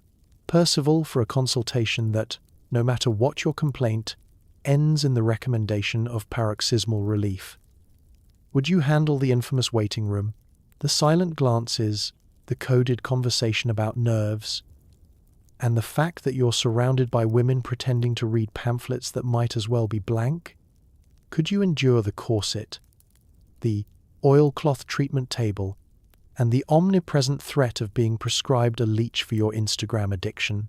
If you managed to get through the appointment itself, would you then bravely head home, wind up your velvet-lined medical marvel, and hope the maid doesn't come in while you're soothing your system?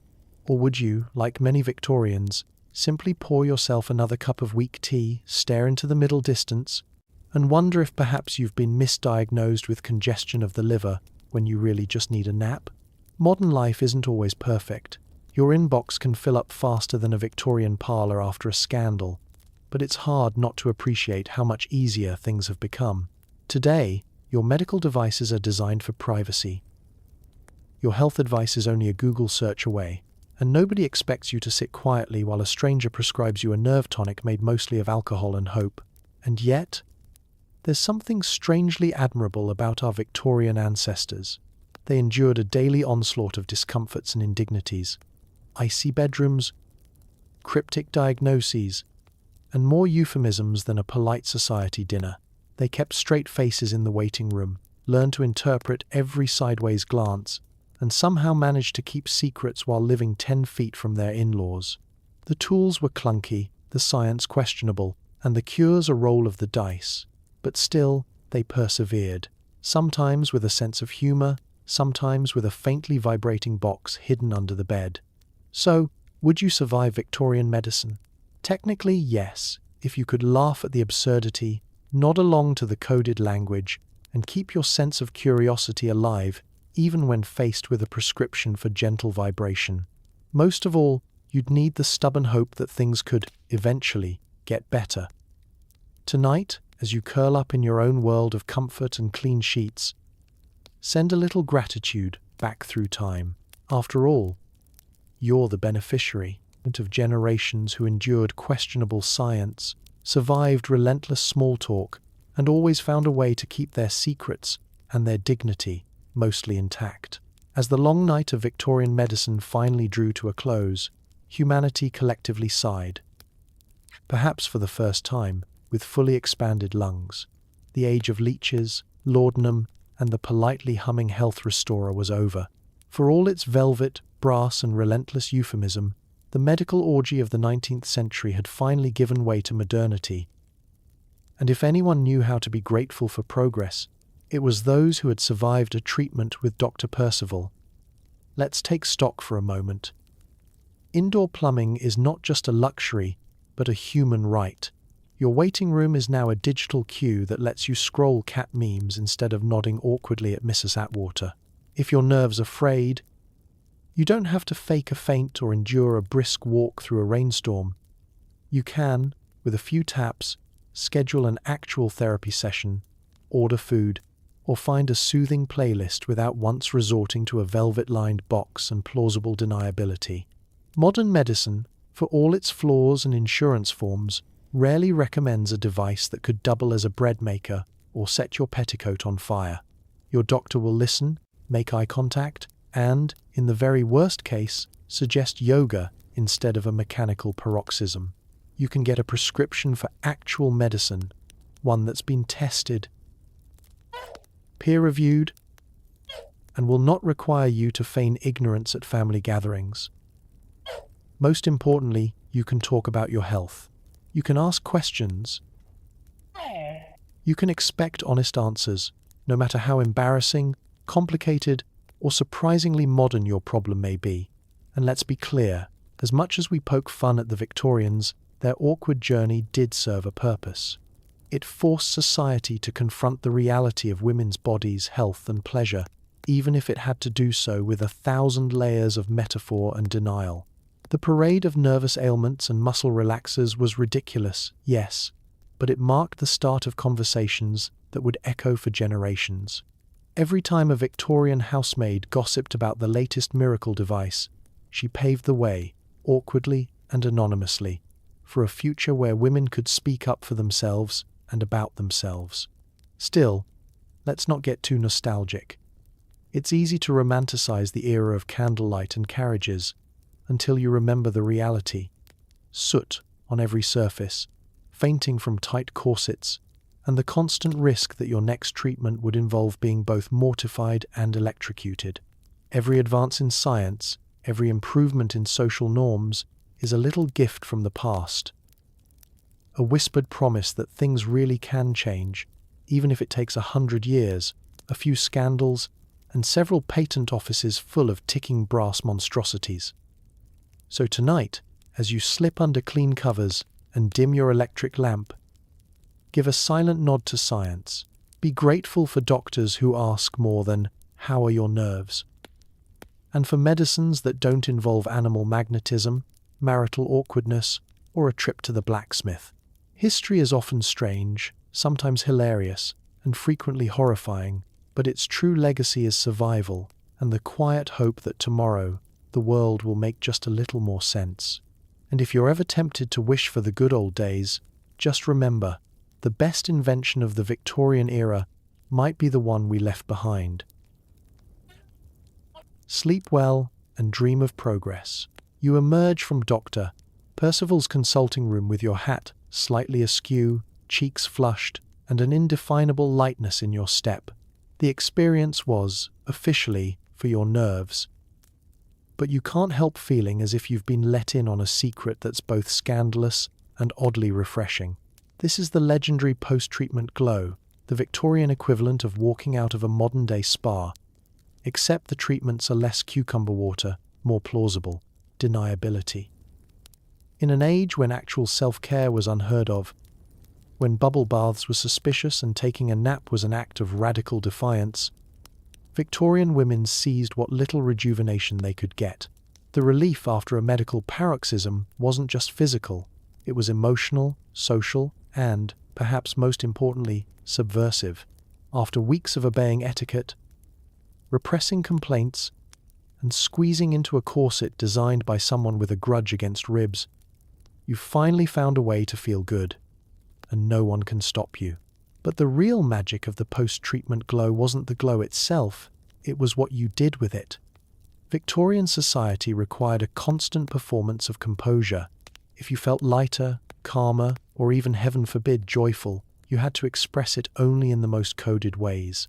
Perhaps you took a longer stroll in the garden, pausing to admire the hydrangeas with a serenity that made the housemaid raise an eyebrow. Maybe you sang a little louder during afternoon piano practice, or responded to your husband's tedious remarks with an unusual degree of patience. The art of subtlety was key. A touch more colour in the cheeks, a trace more kindness in your voice, and always the insistent, polite denial that anything at all was different. Women became experts in this coded self-care. A cryptic note in a diary, feeling much improved after my appointment, could mean anything or everything. Letters to friends across town were loaded with sly references to the tonic that Dr. Percival prescribed, or a new method of relaxation. You'd exchange recipes for fruit preserves in public, but everyone knew which fruit was actually in season. The post-treatment glow, then, became a signal, hidden, yet universally understood by those in the know. Men, of course, were largely oblivious.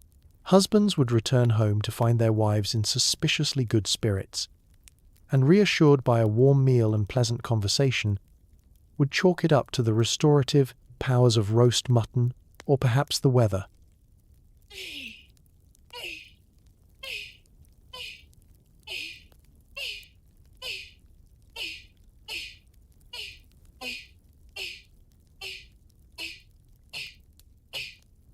Your glow might last a few days or fade by the next round of laundry, but for that brief time, you were your own secret society. Women who, for a moment, put themselves first, if only in the smallest, safest way possible. The post-treatment glow was also contagious. Others noticed and wanted the recipe, even if they'd never admit it outright. An epidemic of improved moods swept through tea parties and church pews, prompting more appointments, more coded gossip, and the slow, quiet realization that perhaps a woman's well-being was something to be taken seriously, if only in whispers. So, as you adjust your hat and step back into the sooty London afternoon, remember this. Your secret is safe, your spirit a little lighter, and your story now part of a long tradition of quietly rebellious self-care. In a world determined to keep you proper, the real luxury is claiming joy for yourself, even if you have to call it treatment. In the whirlwind of Victorian social life, every minute was spoken for. There were charity luncheons, embroidery circles, poetry readings, and the ever-important daily ritual of tea. Squeezing in a medical appointment for one's nerves required the organizational skills of a general planning a campaign. This was the era when booking a doctor's visit wasn't just about health, it was about strategic calendar management, social camouflage, and the high art of plausible excuses. Let's be clear. You could not simply announce to your family or friends, "I'll be late for tea. I have a pelvic massage at 3. Victorian society demanded layers of euphemism, so appointments were slotted in between acceptable activities. I'm visiting Mrs. Farnsworth to discuss the flower show, or I have business at the apothecary, or the classic, the doctor wishes to check on my constitution. With enough confidence, any errand could become a medical cover story. Timing was everything.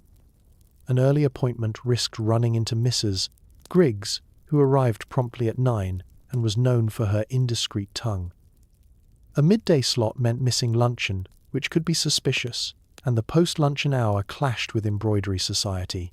Most preferred late afternoon, conveniently just before or after tea.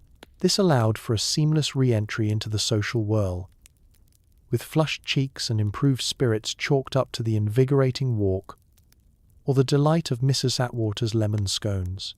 Tea time itself was a strategic hub, part social exchange, part intelligence briefing. Gossip moved at lightning speed between the cups and cakes. Who was seen near Dr. Percival's surgery? Whose carriage was parked outside during visiting hours? What exactly was in that little velvet pouch Mrs. Bartlett always carried?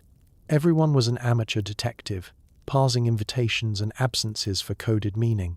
If someone looked especially radiant at tea, it was only polite to compliment the new hat, and never, ever inquire too closely about the day's itinerary. Of course, there were hazards. Overlapping appointments were a social disaster. Imagine arriving at the doctor's office, only to find half your embroidery circle lined up in the waiting room.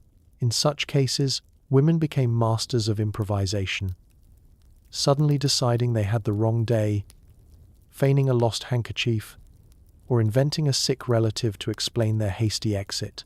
Nothing shattered the illusion of discretion faster than a scheduling error. Managing the home front required just as much finesse. Children needed to be packed off to lessons, husbands distracted by business, and housemaids carefully briefed, or more often, left entirely in the dark. For some, the solution was an intricate color-coded diary, hidden behind the gardening manual. For others, it was a trusted friend who could cover for any unexplained absence. In letters and diaries, women mapped their weeks with military precision. Tuesday, call on Mrs. Atwater. Wednesday, fitting at the dressmaker. Thursday, doctor. Friday, rest with cake. Each appointment was a carefully planned maneuver in the larger campaign of daily life, ensuring health and reputation both remained intact. If all went according to plan, you would arrive at tea a little brighter, a little more relaxed, and perfectly composed. Conversation would drift from recipes to the latest novel, pausing only to note that the weather seemed to agree with you lately. And as you poured another cup, the real story remained unspoken, a victory for scheduling, secrecy, and the unbreakable tradition of English tea. So, next time you struggle to fit self-care into your modern calendar, spare a thought for your Victorian predecessors. Their schedules were a battlefield, their excuses legendary, and their tea absolutely non-negotiable. In the finely balanced dance of Victorian high society, few skills were more valuable or more frequently exercised than the art of the creative excuse. For the Victorian woman, keeping up appearances required a daily performance worthy of the West End, and nowhere was this more apparent than when concealing a visit to Dr. Percival for the infamous treatment. With reputations hanging in the balance, a well-crafted alibi was as essential as a clean handkerchief or a matching set of gloves. Excuses had to be crafted with precision, delivered with sincerity, and, above all, adapted to their audience. To your mother-in-law, you might sigh, "Oh, my headaches have been so persistent. Doctor says I must avoid excitement and get plenty of rest." For the local vicar, nothing beat a reference to female constitution. Vague, unimpeachable, and guaranteed to end the conversation. Your friends received more elaborate stories, a sudden need for a new bonnet ribbon, a fitting at the dressmaker.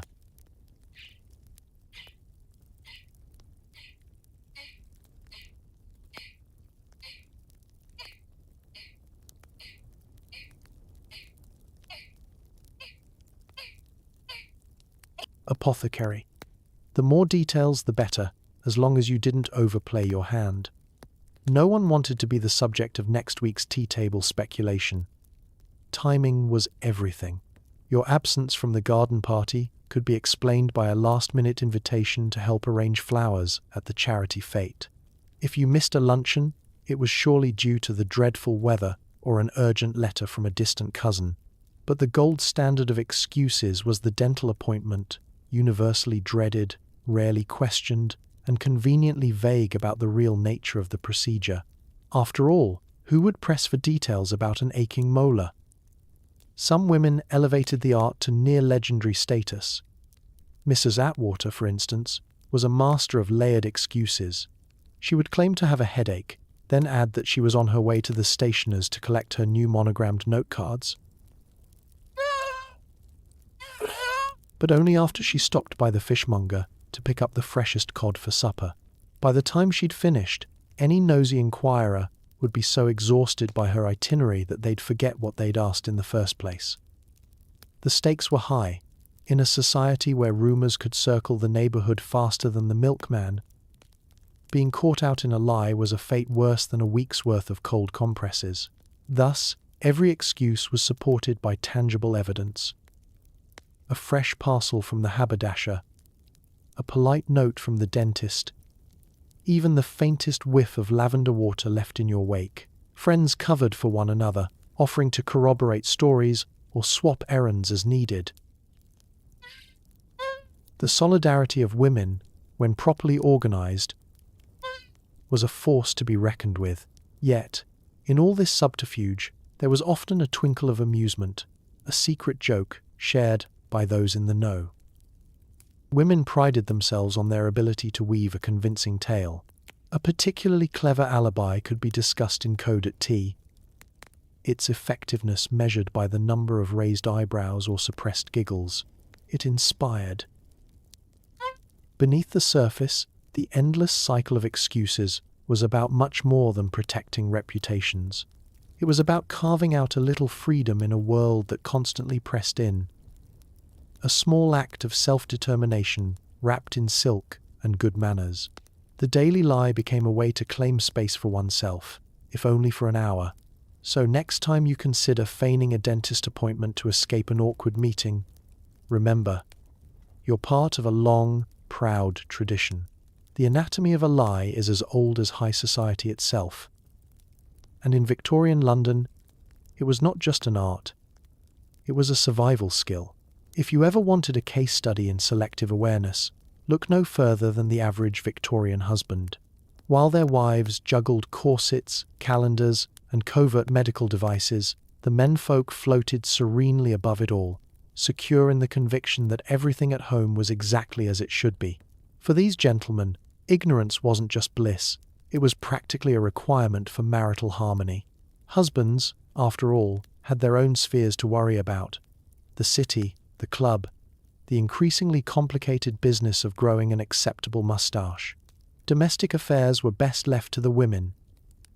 whose mysterious nerves and female complaints were spoken of with reverence and confusion in equal measure. If a wife seemed tired, the solution was simple: recommend a rest, perhaps a trip to the seaside, and trust that Dr. Percival would handle whatever mysterious ailment afflicted her. If the matter was more urgent, a husband might escort his wife to the doctor's office and wait in the hall, hat in hand, silently reciting investment figures while muffled voices drifted through the closed door. He never asked about details. Questions about women's health were perilous ground, best avoided in the name of good breeding. Besides, doctors' instructions were usually delivered in the most reassuringly vague terms possible. Plenty of rest, nutritious food, and regular visits for therapeutic intervention. What could be more respectable? For those who did take an interest, the explanations were dense with jargon. Medical journals, if read at all, spoke of hysteria, uterine congestion, and the delicate balance of humours. A husband might nod gravely at such wisdom, privately relieved he had chosen law over medicine. Some even prided themselves on their knowledge of their wife's schedule. Thursdays, bridge club. Fridays, nerves. What went on during those hours was a mystery wrapped in a comfortingly familiar routine. Of course, there were hints: the sound of a whirring motor from upstairs, a wife's sudden improvement in mood, or the sight of a mysterious velvet-lined box delivered by the apothecary. Still, the best course of action was to notice nothing. If pressed, a husband could always fall back on plausible deniability. "Oh, my wife? She's quite well, thank you, just a touch of the nerves. The doctor assures me it's nothing to worry about." This wasn't to say that men were oblivious to everything. Some took pride in their wife's new cheerfulness, believing it the result of their own careful management or the invigorating effect of Sunday walks in the park. If their wife's appointments became more frequent, they might recommend an extra helping of broth or a weekend at the coast. Their confidence in their own prescriptions was as unshakable as their confusion about what actually went on in the parlor. A few, of course, harbored suspicions. The occasional raised eyebrow, the odd question left hanging in the air. But Victorian etiquette demanded that such uncertainties remain unspoken. After all, nothing could disrupt domestic tranquility faster than too much information. The unspoken agreement between husband and wife was simple. She would tend to her nerves, he would tend to his ledgers, and both would meet at supper with the peace of those who know not to ask too many questions. So, when you hear tales of blissfully ignorant Victorian men, remember, their ignorance was not just luck, but a carefully curated shield against the more complicated truths of marriage. In a world built on euphemism and denial, ignorance really was marital bliss, and perhaps, in some ways, it still is. By the end of the Victorian hysteria epidemic, secrecy had become its own form of public theatre. The city's parlour rooms and cobblestone streets buzzed with whispers and knowing glances. It was the classic not-so-secret secret. Everyone knew what was going on behind the closed doors of Dr. Percival's practice and inside velvet-lined boxes at home, but no one dared say it outright. Victorian society was united not by ignorance, but by an elaborate unspoken agreement to keep up appearances, no matter how comically thin the disguise. This shared denial was a feat of communal choreography. The women exchanged subtle nods at church and winks over the tea table. The men, meanwhile, would make pointed comments about the importance of rest and good female constitution, all while carefully not noticing the frequency of Mrs. Bartlett's visits to the apothecary. The local apothecary himself, suddenly a dealer in gadgets and vague advice, nodded sagely at every request for a nervous tonic, never once asking what exactly needed to be soothed. Servants, ever observant, traded stories below stairs about mysterious packages and muffled whirring sounds from upstairs. Housemaids polished strange brass contraptions with practiced indifference. Cooks discussed which houses seemed cheerful these days, and the butler at number 12 was said to time the afternoon post with uncanny accuracy. In the city's gossip network, discretion was the rule, not the exception. Even the medical profession played along. Dr. Percival, the world's least enthusiastic masseur, maintained a clinical demeanor while knowing full well why his waiting room was so popular. New patients were welcomed with the same polite smile and vague promises of relief. Notes in patient files used only the safest language. Anxious disposition, prone to nervous spells, responds well to regular sessions. Everyone acted as if the rituals were both absolutely necessary and totally ordinary. In letters, diaries, and secret conversations, the truth peeked through. Friends hinted about their wonderful new remedy, or the machine that made all the difference. Daughters learned from mothers how to book discreet appointments, and sisters swapped coded advice about which brand was least likely to overheat. All the while, society itself was built on a mountain of polite lies and cheerful avoidance. There was comfort in the pretense. As long as no one spoke the truth out loud, everyone could claim innocence, respectability, and a certain air of moral superiority. It was a social contract as sturdy as any law, enforced not by the police but by a mutual desire to keep things uncomplicated. The woman who blurted out the truth at tea was branded a scandalmonger, while the one who changed the subject was welcomed as the true lady. In this world, reputation depended on one's ability to keep a straight face while everyone winked behind their teacups. The not-so-secret secret became a kind of safety net. Women could pursue their own comfort. Husbands could maintain plausible deniability, and everyone else could enjoy the steady thrum of society with its rituals and routines intact. The alternative, outright honesty, was simply too destabilizing for a world that prized decorum above all. So, as the last gaslights flickered over London and the city settled in for another night, the secret that everyone knew but never admitted remained quietly safe. Behind every closed door, in every respectable household, life continued with a blend of quiet rebellion and careful pretense. And so, Victorian society thrived, not despite its secrets, but because of them, weaving the fabric of an era with silence, wit, and just the faintest sound of clockwork behind a bedroom door. So tonight, as you settle in, free from corsets, clockwork contraptions, and the ever-present risk of being prescribed pelvic massage by a man with a handlebar moustache, take a moment to appreciate just how far we've come. Victorian women queued up for medical treatments in a world where their emotions were symptoms and their pleasure was a secret best kept behind a velvet curtain. They endured more than just the absurdities of bad science. They survived a daily gauntlet of social expectation, rigid gender roles, and an endless supply of cabbage soup. But still, they persevered, layer by laced-up layer, laugh by stifled laugh, appointment by awkward appointment. Every whispered conversation, every carefully scheduled doctor's visit, every hand-cranked device hidden in a dresser drawer, is a reminder that people, especially women, have always found creative ways to reclaim a little bit of control, even when the world insisted they were simply hysterical. So as you tuck yourself in, maybe with a heating pad that won't set your sheets on fire, or a cup of tea that won't be confiscated by your doctor, remember, history is bizarre, humans are resourceful, and suffering together is oddly hilarious. Be grateful for modern medicine, actual science, and a society that, most of the time, lets you take care of yourself in peace. And as you drift off, smile for all those ancestors who endured awkward appointments and even more awkward explanations, who laughed quietly in waiting rooms and found their own secret joys, even when the world tried to diagnose them out of existence. Sleep well. History is over for now. No waiting room required.